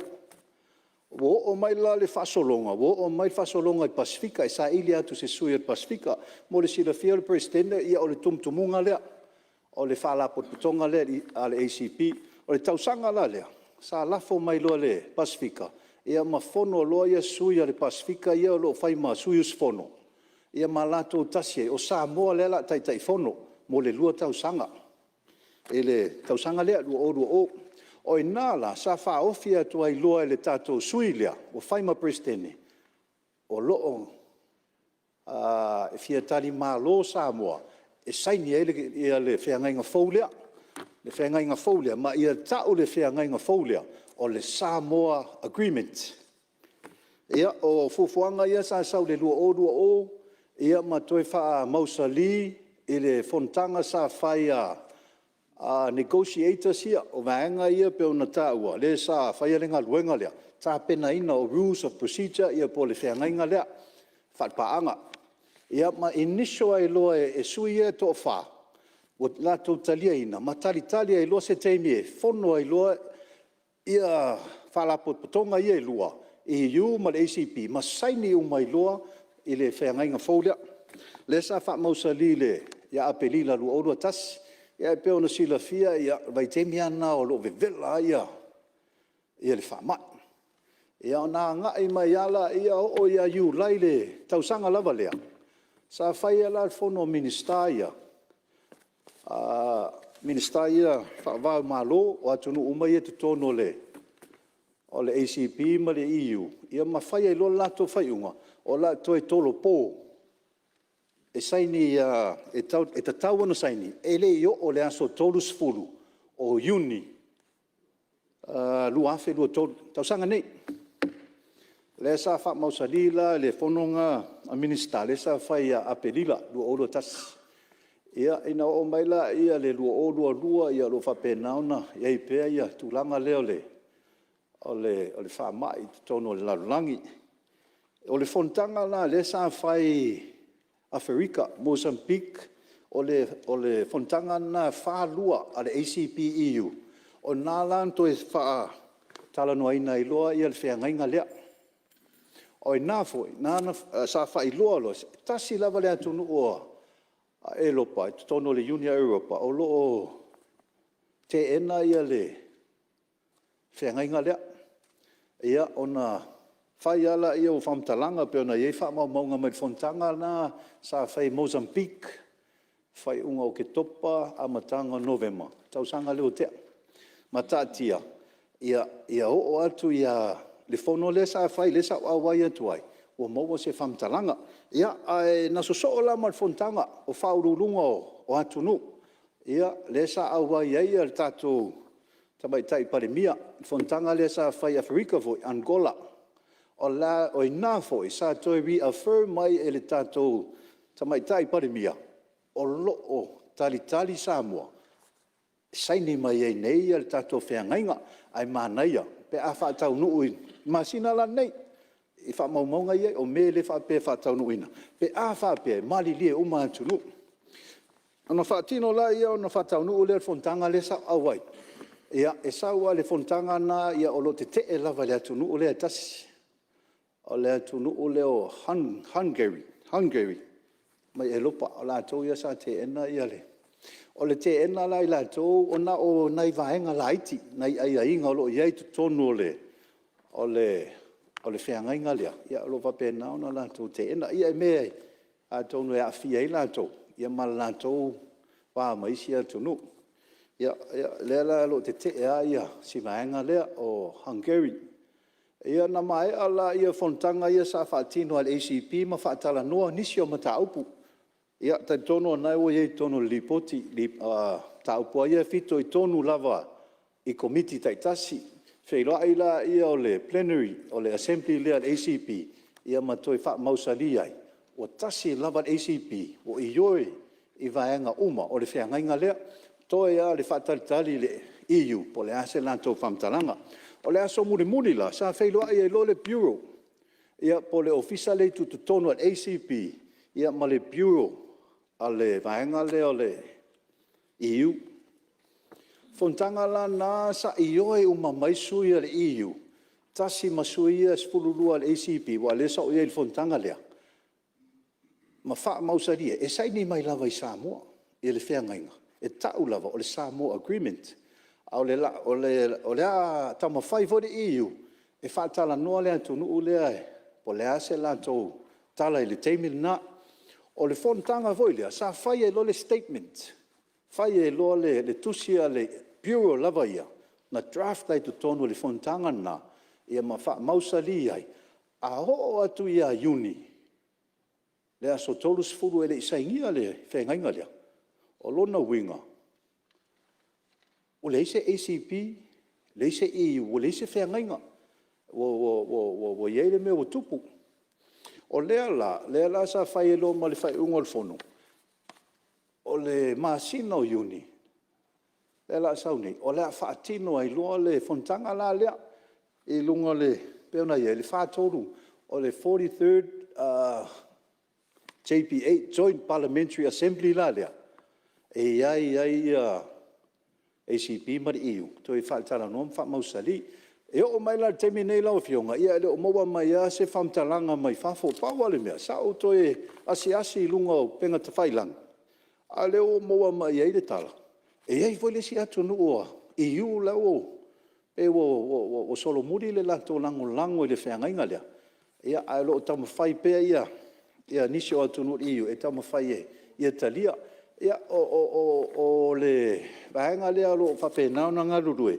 Ia sa ave ia se manatu vai. Ia ele fontanga le piu.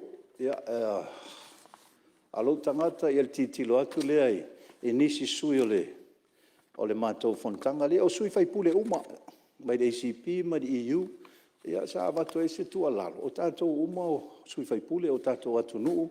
Ia e uma lalo temkolasi. Ia whiriwhiri mai tātou o mai. O whea la o ia tutu unga fo ia wha temkolasi o le tātou te una ia. E le tūlanga lea. E stand le majority.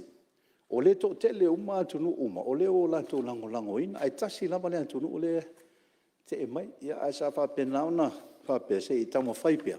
E le lei ale i oe uma o atunu. E le wheangainga lea.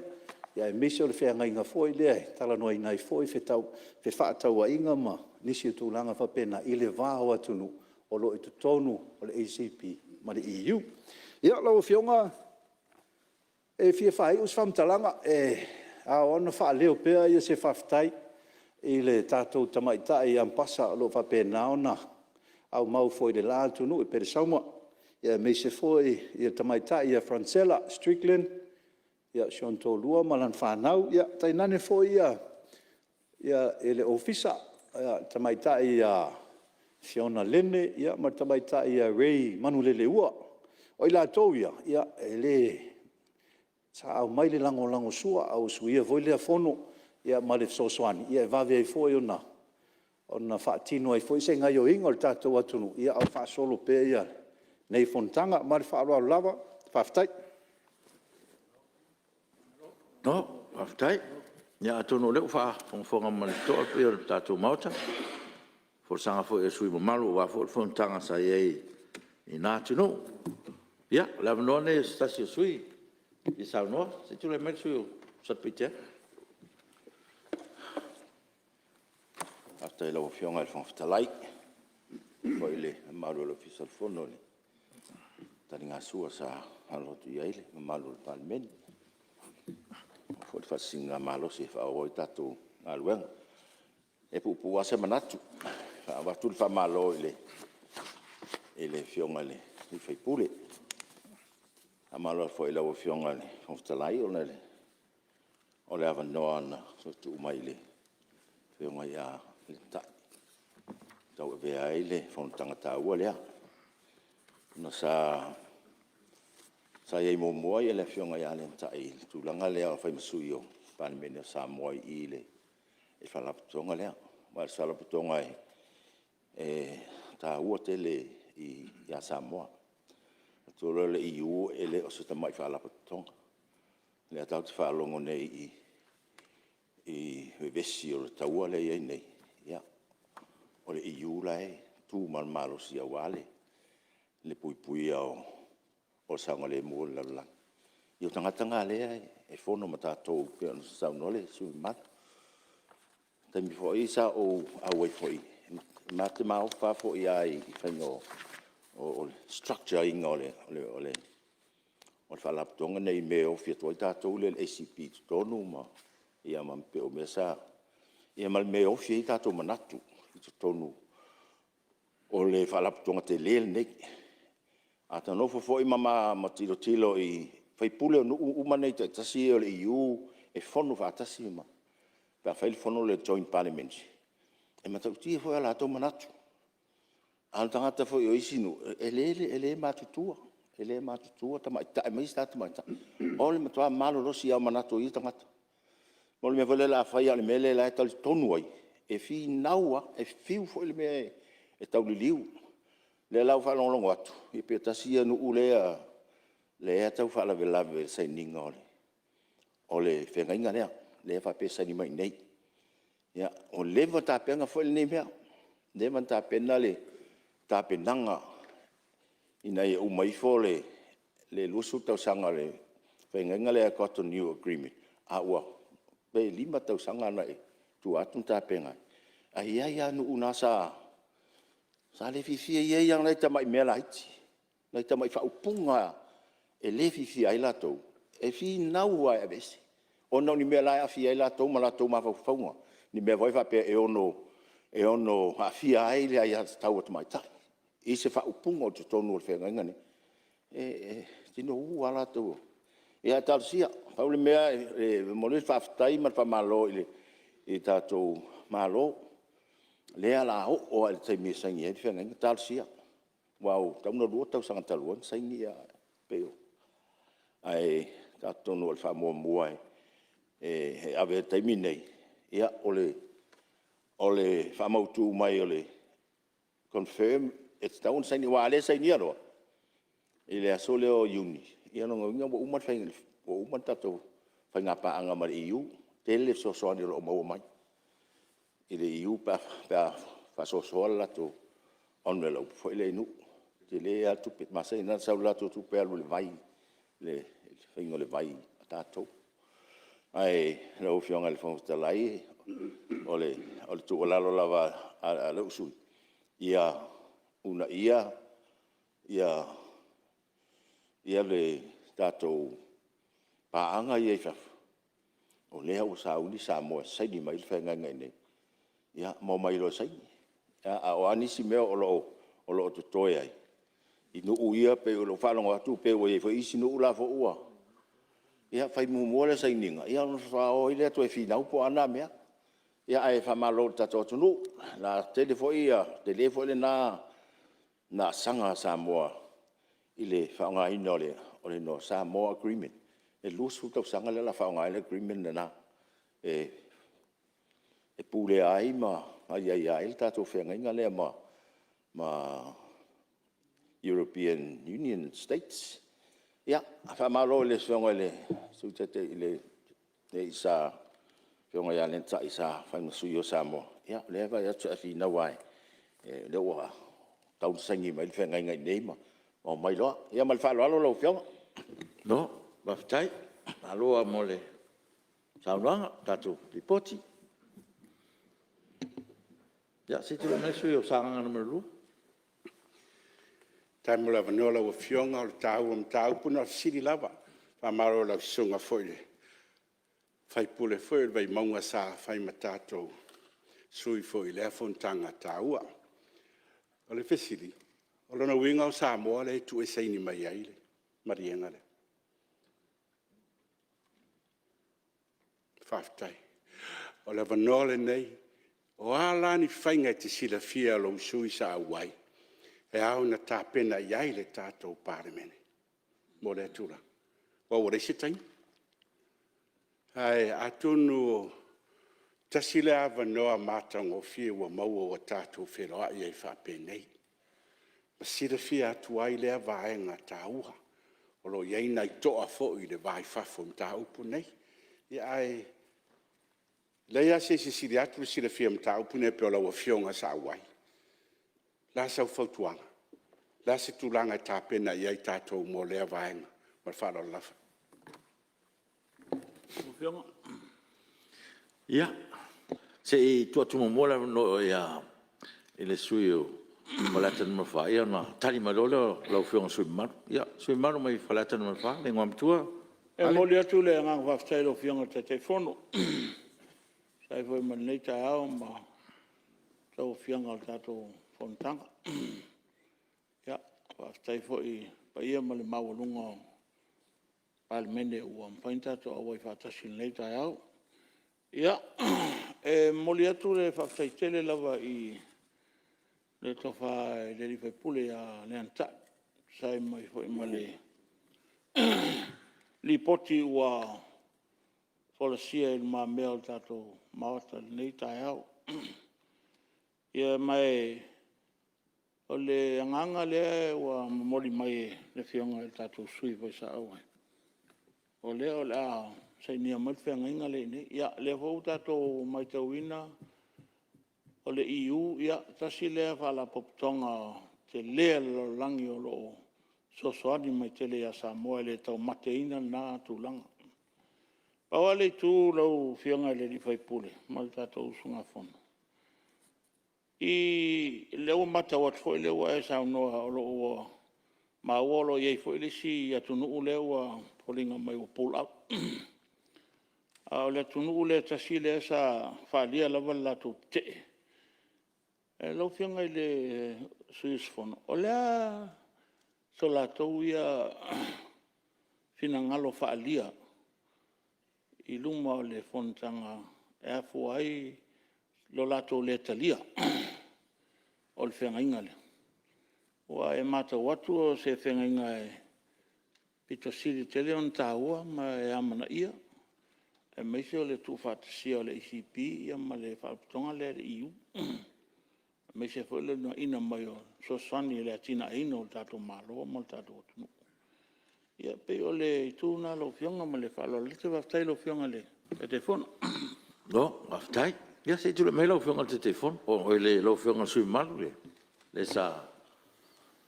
Le sui e telefona. Ia, pa Malo whaftai. E lo sumane. Fionga foi whong whetalai, sai foi. Ma whapsiri, pe ona siringia foi sui mo Malo.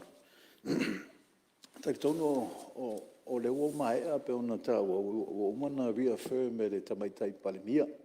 E lava tā pena Samoa mo le wha moe tau sanga leo tea. A o le sota inga lo whai mai o. Ia pe ona ta ua lai le Council of Foreign Ministers o atunu umaia. E maua lo le tala, winga lai mua longo ia tamaitai Palemene. Ia mare ofisa i tā penanga umaia.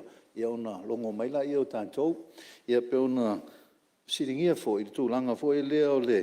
Tai tonu fo, wa lava ngā whatia fo i tā penanga. E tātou atunu e talia i fo ia, ia atunu ia. Pe a wha, pe whātaunu uina.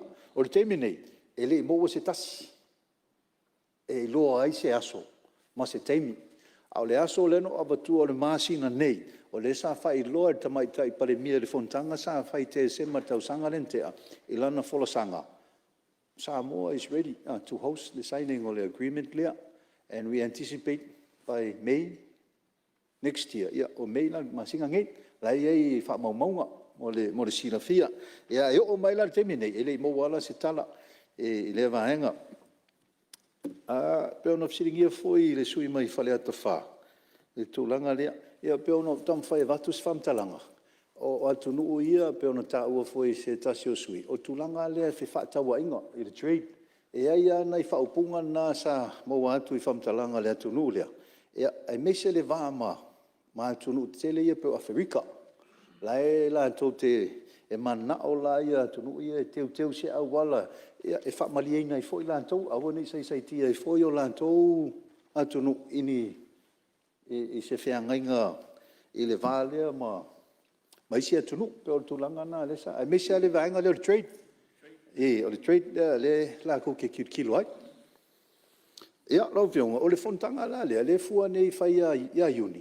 Ia oi nā la i loa ai o le fontanga le sa tau le aso le ho omotfono. E whaatino nei ia iuni le whaatolu Joint Parliamentary Assembly. Ia, pe ona tau mwhai atu fwoi somtalanga. Le sa inia le whiangainga lea. O lau e kick in lo le legal aspect lea. Ia o le ise whiangainga. E le iloa la i fontanga lea. Po le mea. O lea, maua ilo se aso e saini ere whiangainga. Ia po le aso, po le fontanga voi lea. La iloa e pe koe kolo fo i kua. O le mea lea o manino e lava ia le fontanga. Ia e me se foi sui au ai. O le agreement a ia la e fi nau a la e tau mawhai tuu iai. O whea la e saingi ai. E tau ana Samoa agreement. O e nasa initial i oa ina. Ia e le Faapotopotoga. Ia ACP ma EU. Ia ma le whaalau lava. Tai, ia, Malo, tonu leo mamalama le vaenga. E si tu le mai lau. Ia, whaftai lau e lau fionga le. Whaftalai. Ia whaftai atu le folasanga lea ua manino fo le tele o vaenga. Ia pe o tūlanga fo le tele ia whaafsili a sui malu o le mota. O tūlanga fo lea o leo wata atia mai a o tūla so tōsifulu o iuni ele isainia. Longa winga la wale toi au ngā le Cotonou agreement. A pe o si whaafsili fo le pe na tā pena le fonotanga in a way forward. O angi la ko options fo ilele. Lea whaapea o atu ele isainia. I wale whaapea o Hungary lea ele o le whatautau e se o le EU, a o madilie uma ia le ACP, Ia po le mea e ka ki aku le iu. I wa kai pe albere sa fai fu Pasifika. Ia fai o le au kasi ia fa ke afiki. Ni me foi le o ngora akoso ako ai. Pe ye se finga lo iu e se la ko option e fa penga. A fai a le ka mau ia han carry e ka wanga nga tiku mo box o la ko. Ia fa pe ia la fa ke o mare. Ia mare yungi ale iu wa o kurang foi va pe o negotiations ia. E kai pe le trade lenga e sa wai. E ka kero foi va pe nga foi agreement o le climate change.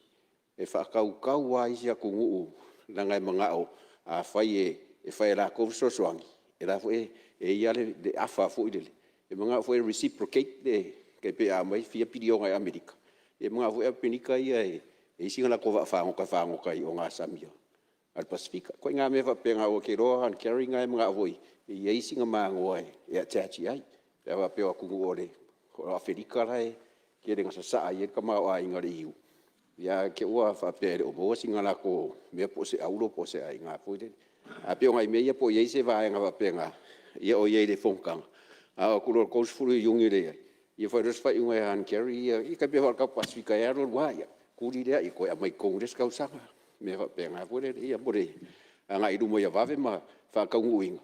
O nga kasi ya le ku ngu de la ko so mai fix fulu i va ku ngu ia wa cream mo fa mo ka oi foi der ka ko Samoa agreement ia ngai ka usanga fa aftai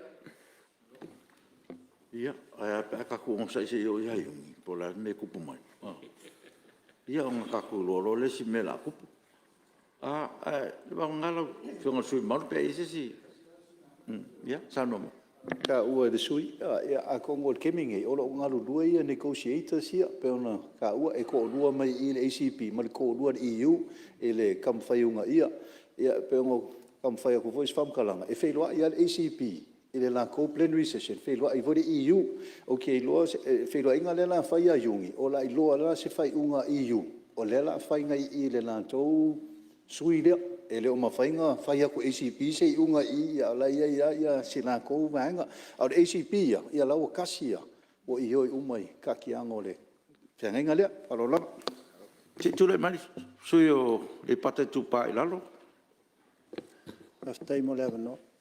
E ne mo ia, o le tu fa maro e lo fionga de telefono. E se ia sui malo tato.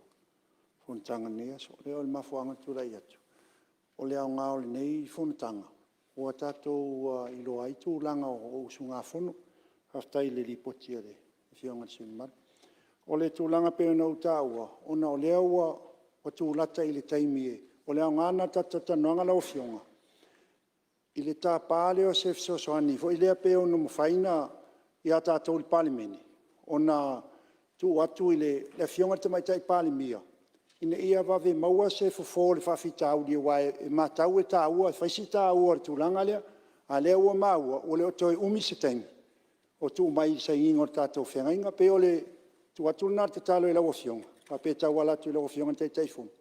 O ile se fsota inga ina ia va fo ia et fa fita uli le tau tula mai malanga fa alo ya awole atu mutangi tatu mot le lava ai te telefono ya tulanga uma ya le ua pe no foi atu lo fa mo uma tu sa nonga mo tu watu ngalunga ya ele alo fa te mala fo ya te telefono ma tatu ofisa ya o yen manatu le ua oi ia se tula mai sui o falata ai ma samata ai no fionga de te telefone e pupu se manatu e tuli loa le whaupunga le saini mai nei le agreement lea e o le mere fia tuli loa o le asa ta penanga Samoa pe a whai ai saini mai nei le whia ngaingani e whai se Fonotaga i nei pe na o se toa fiintanga tai o mai e saini awa a whai e whai se Fonotaga i nei Lo na winga te lere ta penanga e tam tiro i ia pitanga ma tūlanga whapena. Pe ol mena o le tau tuturi atu. Nei te watato no whai ai o na whai mai nei. Ia ai o mai e le o le leile taringa Malo Samoa. Madangang whaaloan. Ia awal pole. Si o tato wai e tato tutalanoa ma tato matai tu. Ia o le tato tute fo lea o le tato wawa ai pe la te me whatanu wai. Ia ma tau nuulon tau nuunga. Ia le o maua to finangalo. Ia se tu mai de su to mai tai ala to sifo lo fionga Ia. Te le mole avanoa, whawhtai lau fionga le, sui mai vai maunga mole, li poti. Malama aula o fesiri wha mole mole. I le tā ua ta tupe ia au mai le iu. Lea e wha tupe i vai. Le pe ova le se fulu, montup miliona le tausanga. Awa pēr nei e le ai se agreement pēr o tu le stolu se fulu o iuni. O iei se isi fuafuanga temporarily. Ale fono a wā ia whesosoani nei au mai mō tātou. Se i mautu le tūlanga lea lea wa iei. Wa le fōlinga mai o lea ua malilie le EU, a le ACP. Lea e mafua ai ia le wheese inga ia. Pe i te iwa lea ua e sauno le legality lo no inga umaloa uma. A ofiso soani la lia mona ia tunu i ta tau le sunga lunga le pe i se fufuanga fa pena sa ia mal fa lo al fa stai. Ia. Banga na o ese si. Ale o mana pa mani no atu. Isi na no mai. Ese si. Ia, fa malo fa stai e lau fionga. Le mana tu le ia i fosi anga tonu e kari e ngisi fesiri ia i lo ngai kangaka ia o le sui a wai a kui fongkanga dea. Kari kongu se kemi ia fio mai dea fionga mingi ska ia lo fiko i kongu ai fo ia vaenga dea. Ia mai e se kulang. Alanga i sa o le leipa wanga o le polenga e o lo le aso koru se foru. Ia, o upua ia ngā lafo ai o. Ia winga o kaput, o finito, o leise kako. A lo ia fuafuanga ia wa lesa ka ua isui. O lo ia regional meetings ia linga fuafua. Ili kausanga ngi e South Pacifica. E le lola po fele a kongu. Se lo ngai fongo vo ia sui al Pacifica.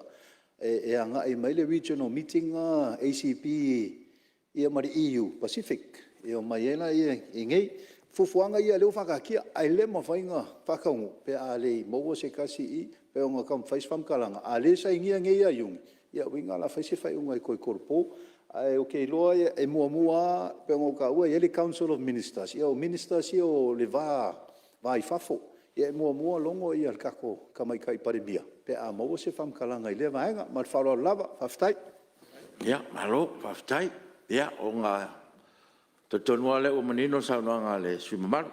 O le fo ina saunua ma sirfia le tomatai palmio al minstao vai fafo ia o le el to fa atono le uta pena me umal tato malo ia mo ia fontanga lo lumana nei ia o ia manatu ia o le wa fa mai ile pepa le to fa ia lentai ia malo a fa tai mo le tapena no tato pepa me se foi o tau foi o ia o lau for sanga foi ia mo si fia tato mot ia malanga iluma telefo ia pena fa dia vo fina ngalo le mauta i tulanga e mesiale sen ngalima le ya le lava ua fa ma le ma ua taun tato wa va ia fa tino i tulanga uma pena maile forsanga wala nga iluma ya man vio si tato tunu mele malo fa ftai ya o tato forsanga mole ya o le fionga ya mangele se kati fioi ya tu sai for tanga sa a wetu ya man fa lo fionga su malu mai fasalang numero 2.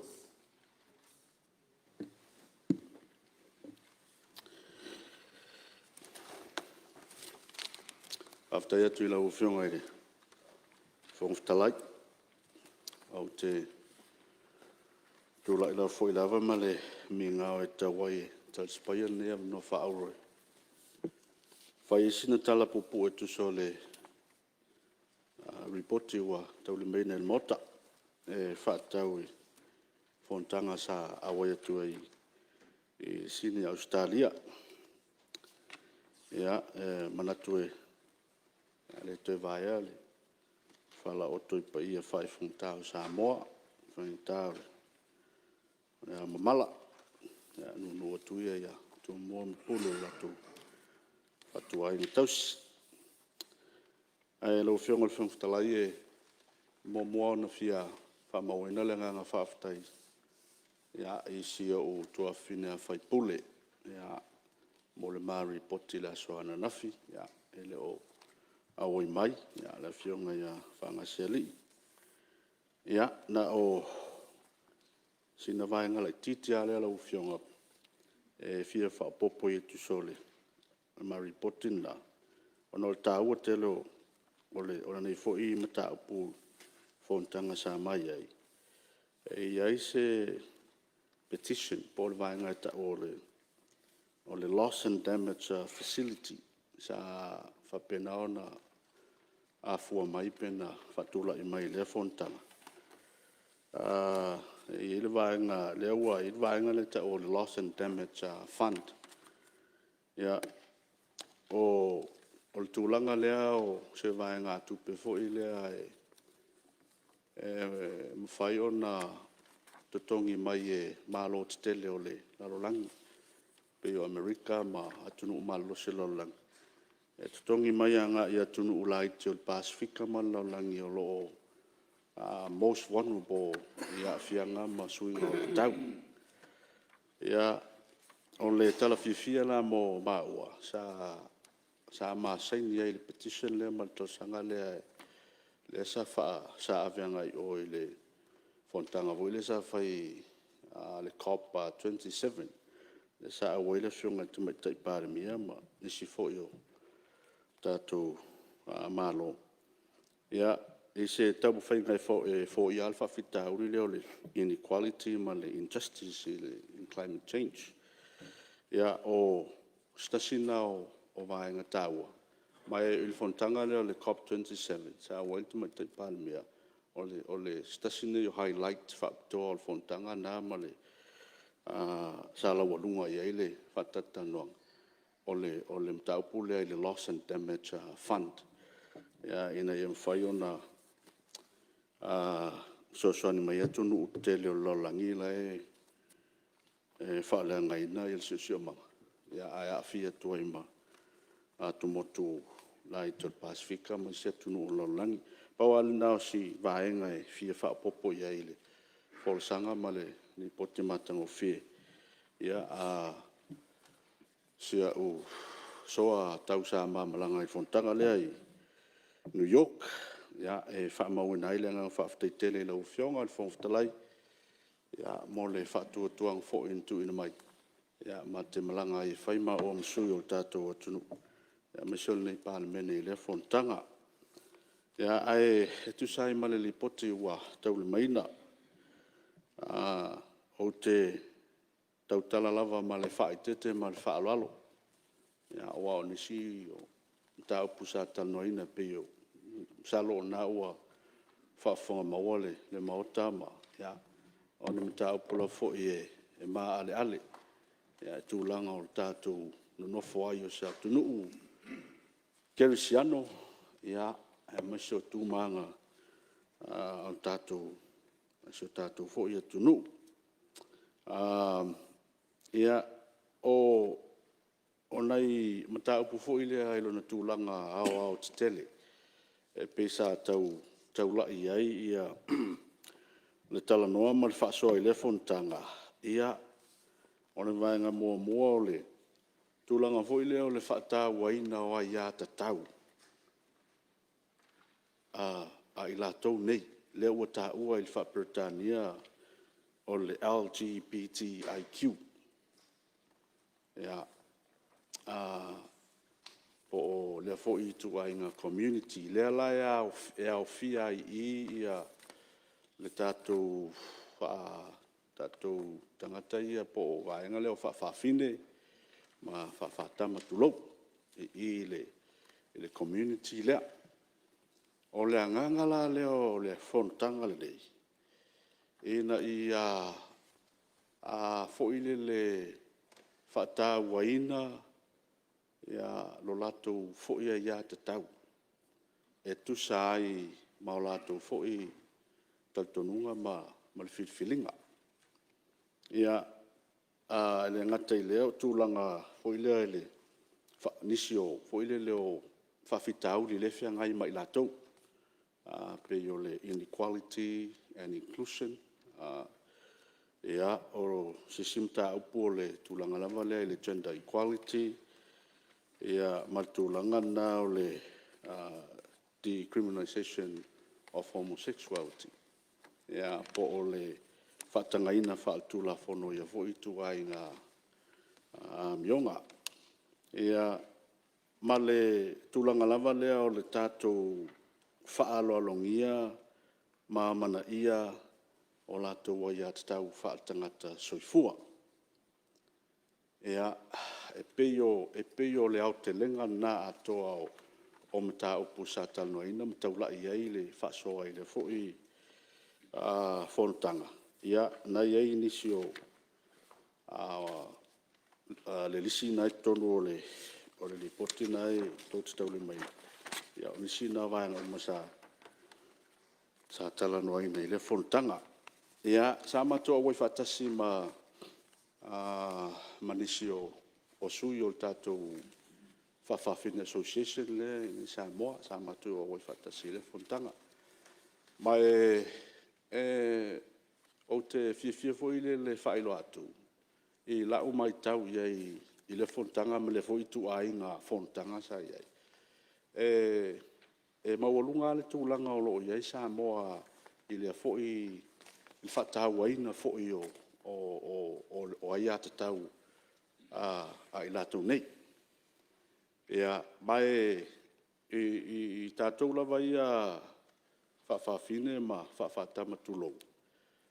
E maninoa ia lātou tūlanga fo i lele o le maale ale ma tūlanga fo i lea o le saisaitia o nisi o lātou fo i lea ai atatau.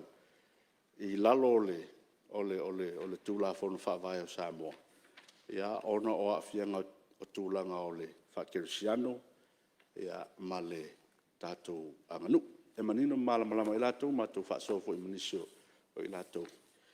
Ia ai o le tūlanga fo i le o le maualunga o loo iei Samoa. O loo, it's a well-established association. Ese mai isia tunu o Pasifika sa mātou iei. O lai lava e tau e pie e le o fo i le really come out fo i lele ia i lātou nei. Pe o lae la lafi a fo i lele ma tūlanga whapena. Ia ele peila o tātou atunu.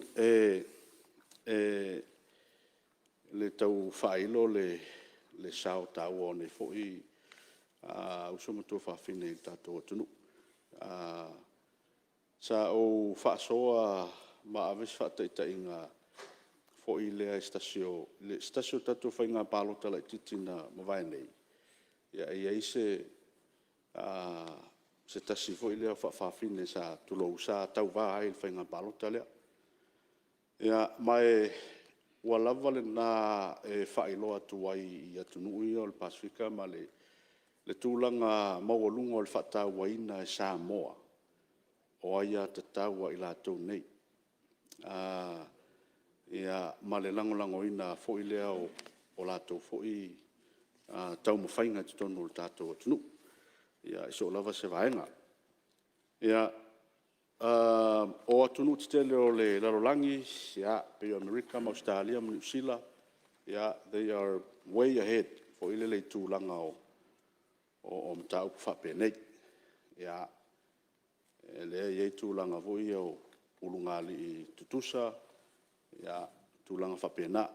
Ia le tātou maua la lava ua. Na tū whaatino tūlanga na. Ia i fo inisio atunu o le Pasifika la ua la tū whaatangaina. Whaatu la fono ia nisio vaenga fo i le whapena. Just to create and give them space fo i lea mo. Ai o le whamoe lava sa la walunga iei ma. Ia patu fo i ai le whaasoa e tu sai fo i uso tātou anganu'u ma tū manga. Matua i tātou whaalolongia, ia mamana ia fo i lo lātou sao i tātou atunu. Ia ai o lalu lava ia o le whaavai o Samoa, ia malana whakerisiana. Ia o lo o whapena o na fo i lea saisaitia ai, ia nisi lava tau mawhainga mo le fo i community. Ia ai o nisi nao mata upu laulau te tele sa talanoina i lea Fonotaga. Ia, ele umia se forsanga wai na lava e manino ama tu sa o tu fo i tūlanga ole. Ia, o nai whautuanga lava nai whautuanga sa talanoa ina ia tātou avatu le whaaloalo ia maawa noa tutusa. Ia i lātou nei ia olo lātou mana umia. Ia ave ese mai i tātou le tūlanga fo i lea o le whaasino lima ma le tusi lima. Tūlanga fo i le prejudice against them. Ia ma le tūlanga fo i le langolango ino i lātou ia mautinoa o lo o maua e lātou ni se eleni ma ni tupe fo i o lo whatasanga ina mai le Malo. Ia ma le efsosoani fo i la lātou fo i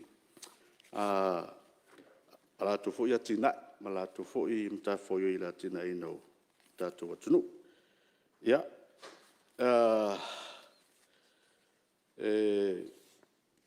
pe ona taumwhai atu. Ia o tūlanga nā sa anga i aile whaso i lea aso mai e estasio sa mato iai ma niso atunu al Pasifika Pio Fiti ma lea tukuki ia ma Solomona. Ia mai o i lea tukuki ia ina ua mai Fonotaga nā sa ua maua ia la ua lātou foilele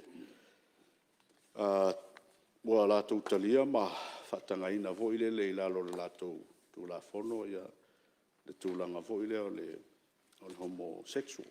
Not necessarily foile o le same-sex marriage. Ia a o tūlanga whapena. Ia pela wao na whailo atu le taimi sola e tau ufiufia fo i wha manungase tūlanga o le talanoa ma le whaasoa fo inisio o nei mta ia ono le tūlanga ma le ale manatu lava matua ia atu i le maota ma le Palemene Samoa le tōwha ma le tōwha lai. Ia, inisi nā mta upu sa fōlasia i le hoi Fonotaga sa awai. Ia o le nisi tūlanga tāua, ia o le tāua lava o le tātou whatāua ina lava o ai tutusa. Fo ile human rights o tangata soifua lava. Ia ma avatu iai le whaaloalo ma le ia e te tāwai. Ia o palanga foi lea na ua sa ua lua il fono lea ia. Al malanga foi lea sa wala ulia Faapotopotoga mai ue le PGA. Lea Parliamentarian Global Action o te awe atu Fonotaga lea. Ia mai sa latu whaatupeina umale la malanga i Australia man toi foi mai. Ia matulanga uwa pena. Ia ai whaafitai ai i lea wanoa. Ia sa amawe awai fo i le Fonotaga. Ia tau mawhai fo i se sao fo i o le tātou Tunu'u ma ia whaeloa manino ai i Malo Taupulega fo i sa awai. Ia le tūlanga olo i Samoa. Mai la lava e manino i ai fo i lātou i telo nei mea misalo e le fou sa whaatino fo i mua nisi o Fonotaga whapea nei. Ia lau whionga whangwhitalai e whangata mai e i se wholesanga i lea mataupu e miso le lipote ua tuinatu. Ia whaafitai fo i le lewa on sai, whaafitai fo i more amanoa. Ia whaafitai fo i atonu o le ale ingi sili le mataupu. Ia malo wanganga whaaloalo lau whionga te telefono. Malo, whaafitai mo le wholesanga fo i tuso le Fonotaga fo i sa e awa e tu iai. Ia tono leo tō whaafuanga le saunuanga sui lea. Ia sa whaapitoa Malo na ia wala uria. O lala fo nā o lo le tāwhia ina. Langa leo whaalua ina alo. Ia ona o lo na ia wala uina na mai i whaalaputonga lea. Ia ma le sa whaatupe me la taupu. Ia o mafuanga na te uto whaapea. Walu whaalua mangele i tatu malanga ia. Ia leo o manino. Lea e mafuanga. Ona e se fo i le lea fo i wala uria. e wala au lia mea ma tau me mane ngor fai pule o te rei lola pe whawhenga ngā so kai fai pule o Faapotoga lea mo si fia tātou maut ia si tula mai sui o le pata i tupai long ia whawhtai tionga te teifono mo le awanoa i le iwa e talitonu fo i whawhtai atu i le sui au fono mo le ni poti ma le folsanga manino mai ea ia atonu fo i o tūlanga ia pi ona iai ia o walauria Faapotoa ia atonu fo i o nisi o sui au ai o le stalaina i Faapotoga Faapea ia e le sui fai pule ia ae o le tūlanga tāua ia o le mataupu lea sa langalanga ua o tasi fo i o mataupu sa fai fo i le whatasinga fo i a le Palemene le sa fai i matatufu sa langa e fo i mataupu la lea i le tūlanga lea o le LGBT o le lesbian, gay, bisexual ia matulanga o whapena le si tu ainga i kuranga le gender. Al pauli tulanga o le i kula fongo le whapenga makalua fisukol. Le la ia kulanga whaso koma me whapenga. O lea e iliko ai angisi o kulanga ia. Ai ngā o se vai o le ngei sui usufongo. I le kākou ka penga ngara ngā iluma. Ie koe lau li diu, ie pe whai fu ingisi whainga whaavae ma kūrang whapea. E kauma whai e a puki umai, a le Malo lea kungu. O ngā o lewa e fu ia right o ngisi fu ia o i kua inga, i ra wakuia kua inga kankasoi fua o lewa, i e ke mingei. Ai i le whaakirisiango a ia ma le whaanga kula. So ska ngaka e soi fua mai lalo langi ngei. It's either a male or female. Ke roa foi sosoangi le ka penganga ka ko maro e fa mai ar ka ko ID le national ID le yengi go alonga winga fa e ka kala lo ikua ye longa winga o le male female alonga winga o fa pe a e fa finga fa kama ni su kurang fa penga a ke lo se vai inga ka ko ngai pe luma mai ar ka mai kiki nga fa nga it's either kama por kingi ai makua roka le laua whakingo longa ia kaula longa rights lea mga ola ia mga o whawhinge a mga o whawhakama ia pe mga o foi whaile transgender foi le whaile ka o konga sui kama le kenga kama e le karwhea ngai kuranga foi le ka penga ia ngā se me whaku mga ku foi ka ku moka kai pe ia me ia whakumu forms ia peke whai poipo ia peke 5, peke widow, ia koe ngā mea, ia pun kuaila ma options ia peke whawhinge me whapenga fuire. A o le whanga kula ia mai le kupunga mo ka haka, o le fōa i mea lofa lea kua, ngā le lua me ino urea kari kongunga. Kaunga iai a le alii ka mai kai. Ia e, wa se ase pepe, whanga umai lofa mga o whailonga o konga, e li liu kenge le kama, liu kama le kenge. Ai pe o ngisi categories ia e anga ia ide. Ile lumunga. Ia kai pe fo alka kai makua loa ia. O leipo loa. O married o ia po fai poipo. Ia po la fo e 5 wai. O le ia ka wai ka mga o e umai o marvala o le. O la e 5 ia o nga ia nga ia ka. Ia ise ka fa ko ngoi fai son ko lua makura fa pe. E fa pe nga fo la ia ka o ke o kilkilo fo ia ide. Kuranga ia. O ngai o ai nga fo ia ia whawhawhinge. Mako i ku Malo foi. Ko kere foi whawhawhinge a le mau popo ia o le lako asosi. Whamue moe e mako i ku Malo ke ungo whalsa. Whainga o kuka. Ia o le. E whaira ko pisingisi whawhare ainga. E se le mau popo o kulanga ia foi le. E le o se mela ka ke discriminate ai. A le lako foi rea iaka. A iaka kau. Le mga oi foi lako ia. Po fere kuai a pe kura o ngakong. A pe o se vai nga foi le nga i luma i ka ko whainga whawai. Pe e option lora le kulanga i nga o makua ka wa i roa practice longa, exercise longa i akau. A mai ara kou ia i le pepe mea i nga wofka whanga umai ia. I ka mai kiki. Ia nga le lua i kua i nga kei roa e. Kara whenga ia. Ia kongo se mea i o ngolau li liui. I ka penganga ka ko national ID. Ia penga le male female. Ia pe koe whaingisi categories ngā e mo options ngā fōre leo re. E pēonga mai re le PG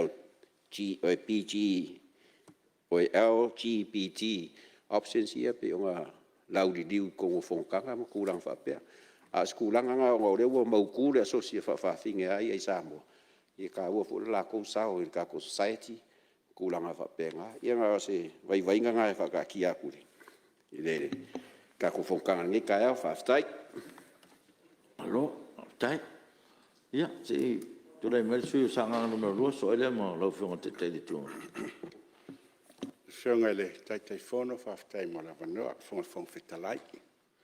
Ai, whaftai me siri ua, tau maua fo isi o malama, whio lolo Taupulea, i forsanga ua o mai. E upo le atunu, o le taimalo na whaiva. E se a whaiva o le tai loto, e se foi whaiva o le tai papa. La ua whionga le whonga whitalai.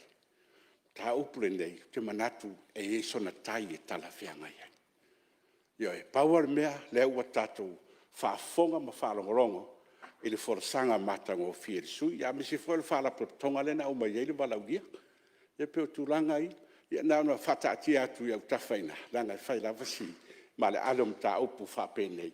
E matua whisoua ina ai tūlanga tatununga whakeo isiano.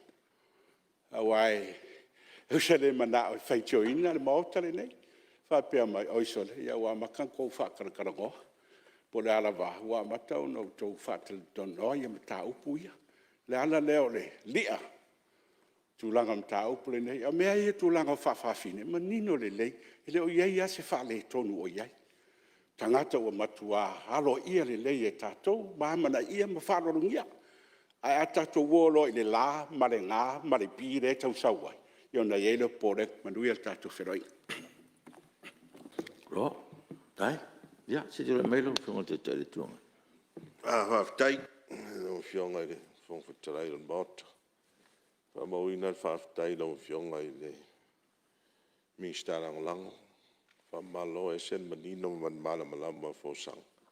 Ao mataupu hoi nei o mataupu e maale ali. Le peo na sau no sui sanga. Le whaingo fia foi pa tātou wawa ai tu whakeusian.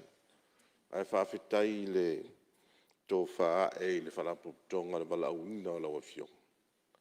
O lau whanongo ma lau whaitau i lau lipoti. Ua te tau maono mea le walaulia ina o e elo loto lo si le fia. Tā upu tau whawhawhine, whawhatama, o a uma. Wa lava, lau awhiong al whongwhitai. Lava tau sui le aru e whai mo tātou sui whafo i Fonotaga wa Apia. Ese le manai al whalongongo. Le an tātou mai moa i tālongo le mantupo tālonga e al Malo Taupulega po le Olimpika. Le sa tau wā ia le o tangata na soifua mai o le tama po le ali. Ai tau wā i sisi ngā wa mea mawhata mai ta. O mai wali liu le.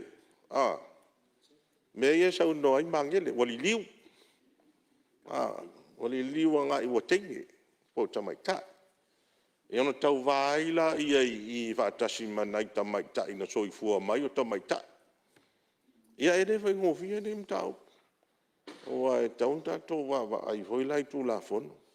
Po amana ia e tātou tū la fono. Wa o meala ia pe ona tā ua wa le hote wa e tō pepa pe ona o mail fo sanga. E peo le tau sanga mai I tūlanga mta upu sa tau noina. E awane I avea masori tūla fono le mea leo le sa ta ue leo fionga mangi le homosexuality. Po fe usu wa inga ia tama po teine man teine. Teine nei, tatu tūla fono, soni ngā tūla fono. Tasina tūla fono lo fasa, teine nei. Ia pena foi la le a foi nei le sotula le tula fono fa sai le fa so koma po sodomi le pena sa no ai le a fionga sui me ali pata tu pai numa ma bestiality o no winga la wa le peo mata wa tule mata opune le fa ta no I fa o lo au ai sui la o fa la tonga la na fa pena o fa fine le avo ina sa malanga I masui o tato sosi fa fine Samoa, ia ta noi na ia ta tonu sa e foi sui o Faapotopotoga pena isi tunu ia fa so ai la ia mta upu fa pe o lona winga wa pe o le autule o te mau atu fa taua ia te tau ina ia tutusa la tou ia fa pe foi la le tu pa o te mali ma le tu pa o te mai tai ina ia ai tusa i bang o ma recognize wa pe human rights ia po le alava pe transgender pe ole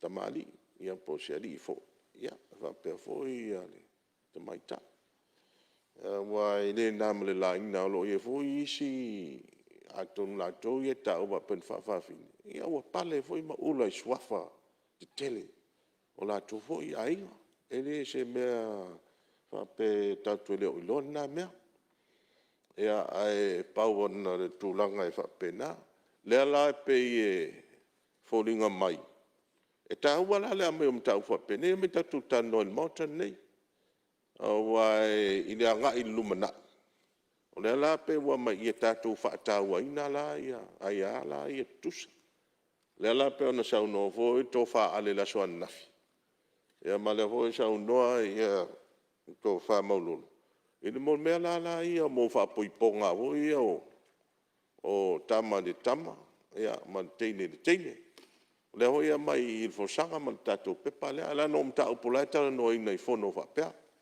on tanga tu no mau ia e ma ale tele ele fa ngofie ia mta op ia e pe or tu langa le sa ofia fisilia tu ai la fionga ile suimman pole sa o le mta upule au mainga le au mai ai ia tatu fa tu mai o to mai tu la fono i pasi ai la ia mta upu nei ma fa tau ai nai ia tau o la tau nei por sa o le la mainga le mta upu e na ia o se mta upu e fa tu la i mai se tu la fono e mai tono le mautal nei po se tala noanga na sa fa il fontanga le sa o lo fionga wa pe tau fa penala o fa longo tu la mai non forsang ia o to fo i to watunu mo moli atu le fe au i to Palemene ia fa ta ua ia te tau o tangata nei a le upu monia i la wa ai o le fa ta ua ina ta to wa ia te tau nai fa fine nai ia wa le ta ua fa tama wa le sina mea la wa fionga mani si te fa winga le upu na po la le winga upu la le winga le upu fa fine la le winga le upu fa tama le sa fa nga me la fionga awa e tasia le upu do te va ia tu i peere ina ngana Britania le mai o le third gender ia po le transgender e tasia le upu voi le ta u mai la to nei a pe e fa penale se manatu ia ma se visiri voi fia mal malamai po le aunga na la forsanga wa tau ona fatulai me o tostu la fono pasia ia amana ia Malo ia tau nei pe na ia e tu langa o fa poiponga ia me solo va pena ia pe o le le o mau fionga le o mau le nga o fionga le te le tuangai pe wana sa no o le pasimale ale o ta upu nei ina ne I fa sei no foi lo to fa fonga me se fa fonga me le tunu I se for sanga le sui mamalu ia o le sa manino al for sanga sui mamalu o lo amana ia lava ila to fa pena nei ile tunu ia tato a se tulanga se fa ofi mai ni fa tuanga fa tula fo no ile ai o le fontanga ia o le sa ia a wai ai ia le foi manino lan sa nuanga ia le va me e se lava le tulanga o le me lo ia Samoa ia mal tulanga lo ia se tunu e failasi maulunga tulanga na I se fa ofi main tula fono o tanoanga ne o tanoanga le pepa sa awai ele sui fai pule ia matato wava ai ia matawa le sa ia fa tawa ina lo amana ia Samoa ia i latou uma o loo ia i le tulaga lea a se upu se faaofi ma le tulafono ia e le mafai ona tatou o le tulaga lana ona le tulaga lana e ese foʻi le silasila o loo ia le tatou faiga malo ia e silasila i tulaga ia le fautuaga lea ua mai ia lea ua au mai o le meseli o lea ua amanaʻia e tatou i latou ia mai pea ona saunua laufioga ia o loo faapena te lea fioaga ma ia manu o loo amanaʻia i latou ae o le tatou talanoaga lenei faafono fa ACP ia o le talatalanoa i lipoti ia ma tatou tuufaatasi ia outou finagalo ia ma fautuaga foʻi ua mai ia e leʻi faia se faaiʻuga fonoina tatou mataupu e iai le silaasaga o le a faamaninoa atua pe auma le tatou fono nei ia o le a faapena na faagasolosolo atu iai ao se upu se faatino na tulafono le taimi nei ia e leai ua leai atu teteifono o le tulaga ia iai le faagasologa o mea faapenei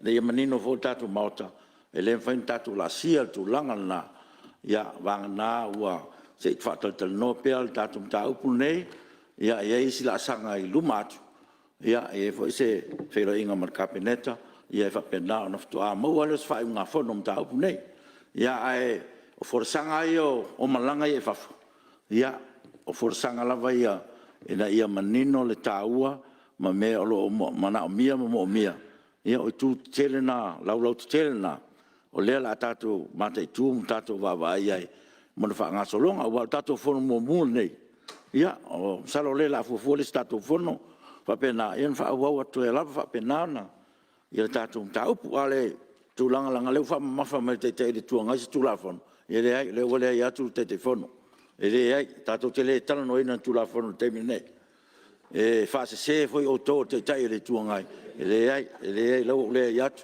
e leai na tulafono e talanoina le taimi nei ia o le faamatalaga lana o taletonu foi faisi maleʻa le mataupu lea o manatu foi ia ua tatau na faagata i le tatou talanoina o lenei mataupu ia e iai a le talitonuga ia iai ai silaasaga tatou te laʻalaʻa iai ia ma tatou mataʻitiulaga i lē faigofie ma taʻu faapenei e maisi au sio tatou tunuu e ese mai lava e tunuu uma o le lalolagi me lea ia e faamalulua atu i sui mamalu ia ua iai le manatu ia o lē ua faaiʻuina le tatou pepa mulimuli o le aso lenei ia o laga o le ua ia o le outou sisila atu ua tea le taimi sa faatapulaʻaina mo le tatou faamoemoe a le mea le lē uma le faiaso lelii e lē uma le faiaso lelii tele pea avanoa ma taimi e amai e le atua tatou te felo iai ma tatou faasoa ia aua iai le manatu ia o le a fai atu se folasaga faaiʻu o le fogafetalai faaumai foi le tatou mafutaga ia ona tatou malolo atu lea i tuafa lea iai le tatou faamoemoe ia iai le talitonuga o le taʻitaʻifono e lē toe taupaepaeina pe toe tapuʻeina ma malu o le tatou nonofo ai se vai atu le maualuga o le palemene o leu tatou nuu mai le faaiʻuga o le tatou uluaʻi Fonotaga faalālā o le CPA ia o le alava ua tele finagalo faaalia ma lea foʻi ua tumu le liu o le tatou sa e ala i le tofatatala ma le utaga fetuutuunaʻi o finagalo eseese ua taoto o le maotaga na gona i lava le agaga faafetai ua aunei o le taʻitaʻifono o le tatou lālā faa-CPA faamālō alei faamālō le onasaʻi faafetai faapalepale e maopopo ma mautua o tatou faiga faapalemene ona o le tatou galulue faatasi sa vaavaai atu lava ma le fiafia i lo outou faamalosi mai e lagolago o le tatou faamoemoe o le tatou valaauina lea e lē o tuuaunoaina lava le tausaʻili le atua se manatu e una ia ai faiga pitosili ona lelei mo le faaleleia ma le siitia o tatou galuega fai o le ala lanā o lenei faamaʻite mea moni e mafaia mea uma pe a fai lelei le maopopoga o le tatou palemene le ala lea o le fiafia e faaleo se faafetai ua te lē le aogā o lenei Fonotaga o lea ua sasaʻa ia le auafa tatala talagatā e le paia o le tatou maota o ni matauputāua ma le aogā mo le agaʻi atu i lumanaʻi ou te faamoʻi i le tele o saunoaga e faapea o ni mataupu ua leva a o lenei lava le talanoaina ae le o mautinoa foʻi ni fofo e fai ai o saunoa foʻi nisi pe faafeafea ona mataitū ma tuliloa nei faafitauli a le tāua foʻi o nisi finagalo o le vaai fesoasoani tautupe e ono maua mai e tātou paanga. E o foi mta upu tau soifua maloloina, e ese le tāu e lau whaalongo mai e te tununga, o whale nei, tulou, o ai ea o tātou whaatari iai mo sa tari. Tātou ngā ruru e whaatasi whaatino isi la sanga, e mawhai on tātou whaatino mo mua, e fsoson iai mo le tātou tunu. O le tāua lava o tātou fituwha inga nei tūlanga o te tele. O le atina ino to mai o suis fono, o le tātou maota. A le leon wha au penga ina tātou to mai, ma ngā waa e whaatino ai o tātou mtawha ioi. O le awhai ngofia fo o le tātou pitola au. Ia o le mwhai o nā wai mai le malo le kapeneta o na porkalame lo whanga solo, e tusa ma nisi fo mtawha ioi tāua o tātou malo, e tāua o tātou sao, i Fonotaga nei, o iei fo mtawha upu, e te tau nā mai manino esi tali pitola au le malo pitai, i le uman whai aso le li. O le mea tāua, o leo a mata le wha moe moe. O iei wha moe moe le angaru lue le whailo tusi ma le tatu ofisa, e wha wasenga mta upu uma sa soalo puleina. O na tā pena i leo se wha tūlanganga manino, e tu ina mai mo le wha ai ngā whanoina e le tatu whono. O le afofua fo i se isi aso tāle whea ngai, tatu te whono ai, ma e te tau na awai whaatasi ma iai ma le kapeneta, mo le wha mautuina o tatu mta upu mtalno eina, ia ma whaai u ngā whanoina ai loa. O tātou ngā whanoia, e ma whai ona mamoni e tātou usu ngā whano i lumanai, i tu tono Fonotaga whai tūlangi, mo le whono atu nula aiti e mese, o le whono tele CPA. O se la sanga fo e la amwhai e ona lango ai e tātou sanga i le CPA, mo ni sosoani tau tupe, po oni ia tātou po kalame whale a onga, e au ai mai ai ni sui o le CPA. O le mea pito sile on tāua, ua mawhai on whatau nuu tātou wha moe moele nei, whaton fo lau ele anga ilumanai. O se sao tāua fo i leo le tātou pai inga, nei ati na em whatatia se isi ala fua le lei, F soaswani i solo i mai o isi pai inga ilumanai, e maua lunga le tāufi, e alofa mai lava le atua le tātou wha moe moe. Tau se ia maua pēr pa ia le tātou mauta, wha unga ma wha malo longa le atua, wa so o tau malosi whawhawina, e whaawa wailu tātou wala wina. E toi mori atu whawhtai le teitei whono, whamalo le whono, whawhtai sa ili le atua, mo le tau mwhainga o le tātou ngā ruenga. O le ase upo sala, ia lofa mwhamangalo.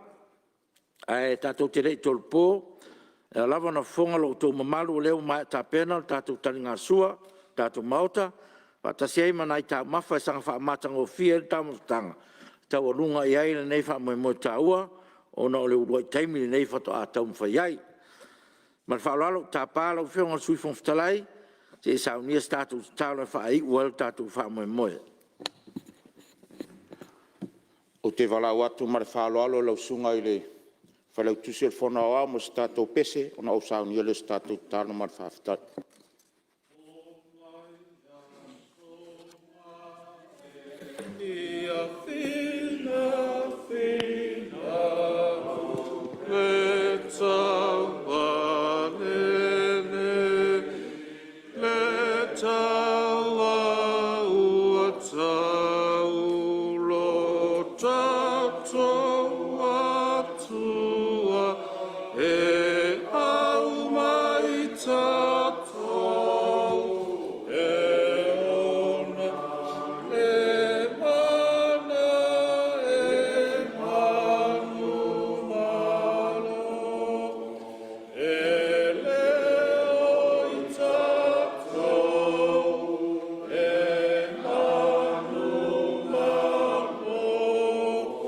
Hey!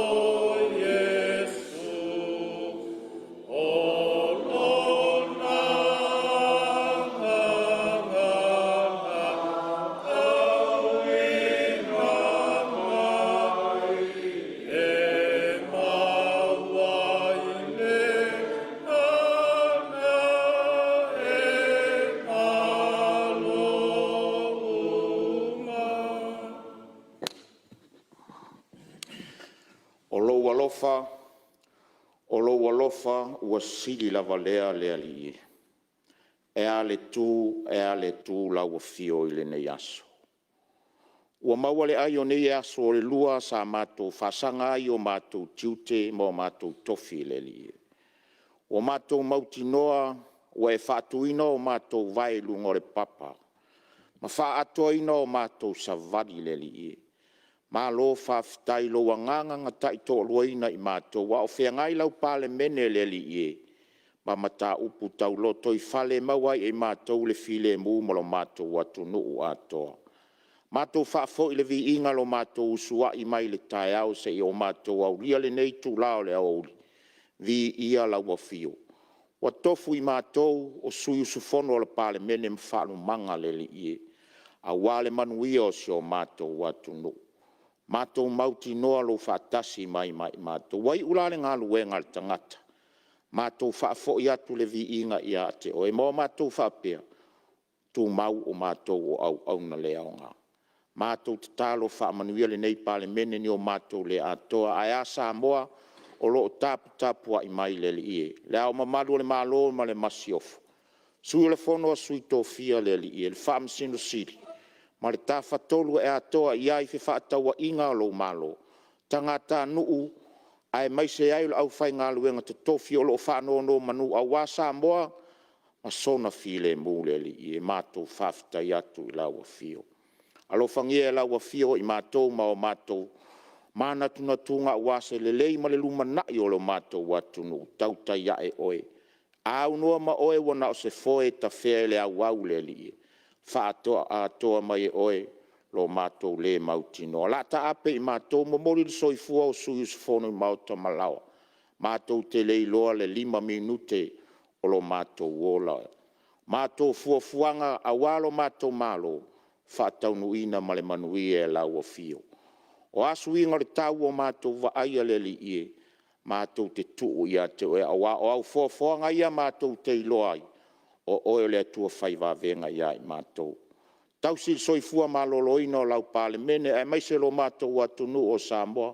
Alu malemana lau upu fola so se peteli o lau ngaina e au na. A wase Samoa saunga le mu. Manuia le nei Palemene ma le lumanai ma ona fuafuanga whaatatia. Ona suafa manu malo o e keriso. Amen. Malo, whaftai, mo le lau whionga le suifonftalai, mo tātou tau sanga. Ia, e whasisilatu wa tōpo nei tau manga le Fonotaga le tātou Lala, o le whaalaputonga o le Palemene o Malo le Taupulega. Ia, se eisi aso. Ia, tapu e aini, tomai, e avanga, ia wālava le lumanai manuia, o lo tātou wala wina. Soi fua mai manuia.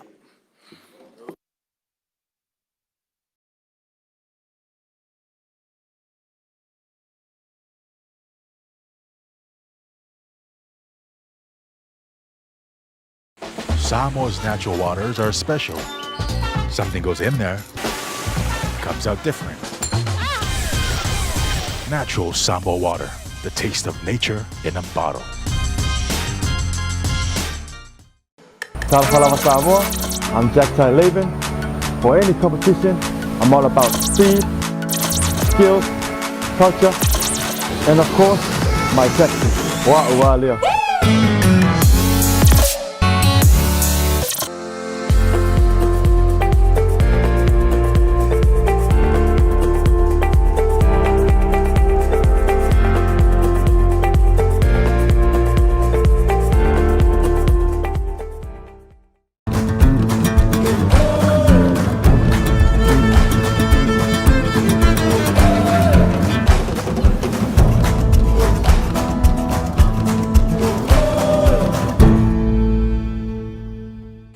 Samoa's natural waters are special.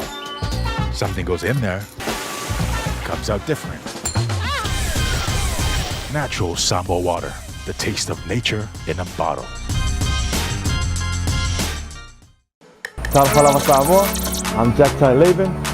For any competition, I'm all about speed, skills, culture, and of course, my Texas. Wa'ualia.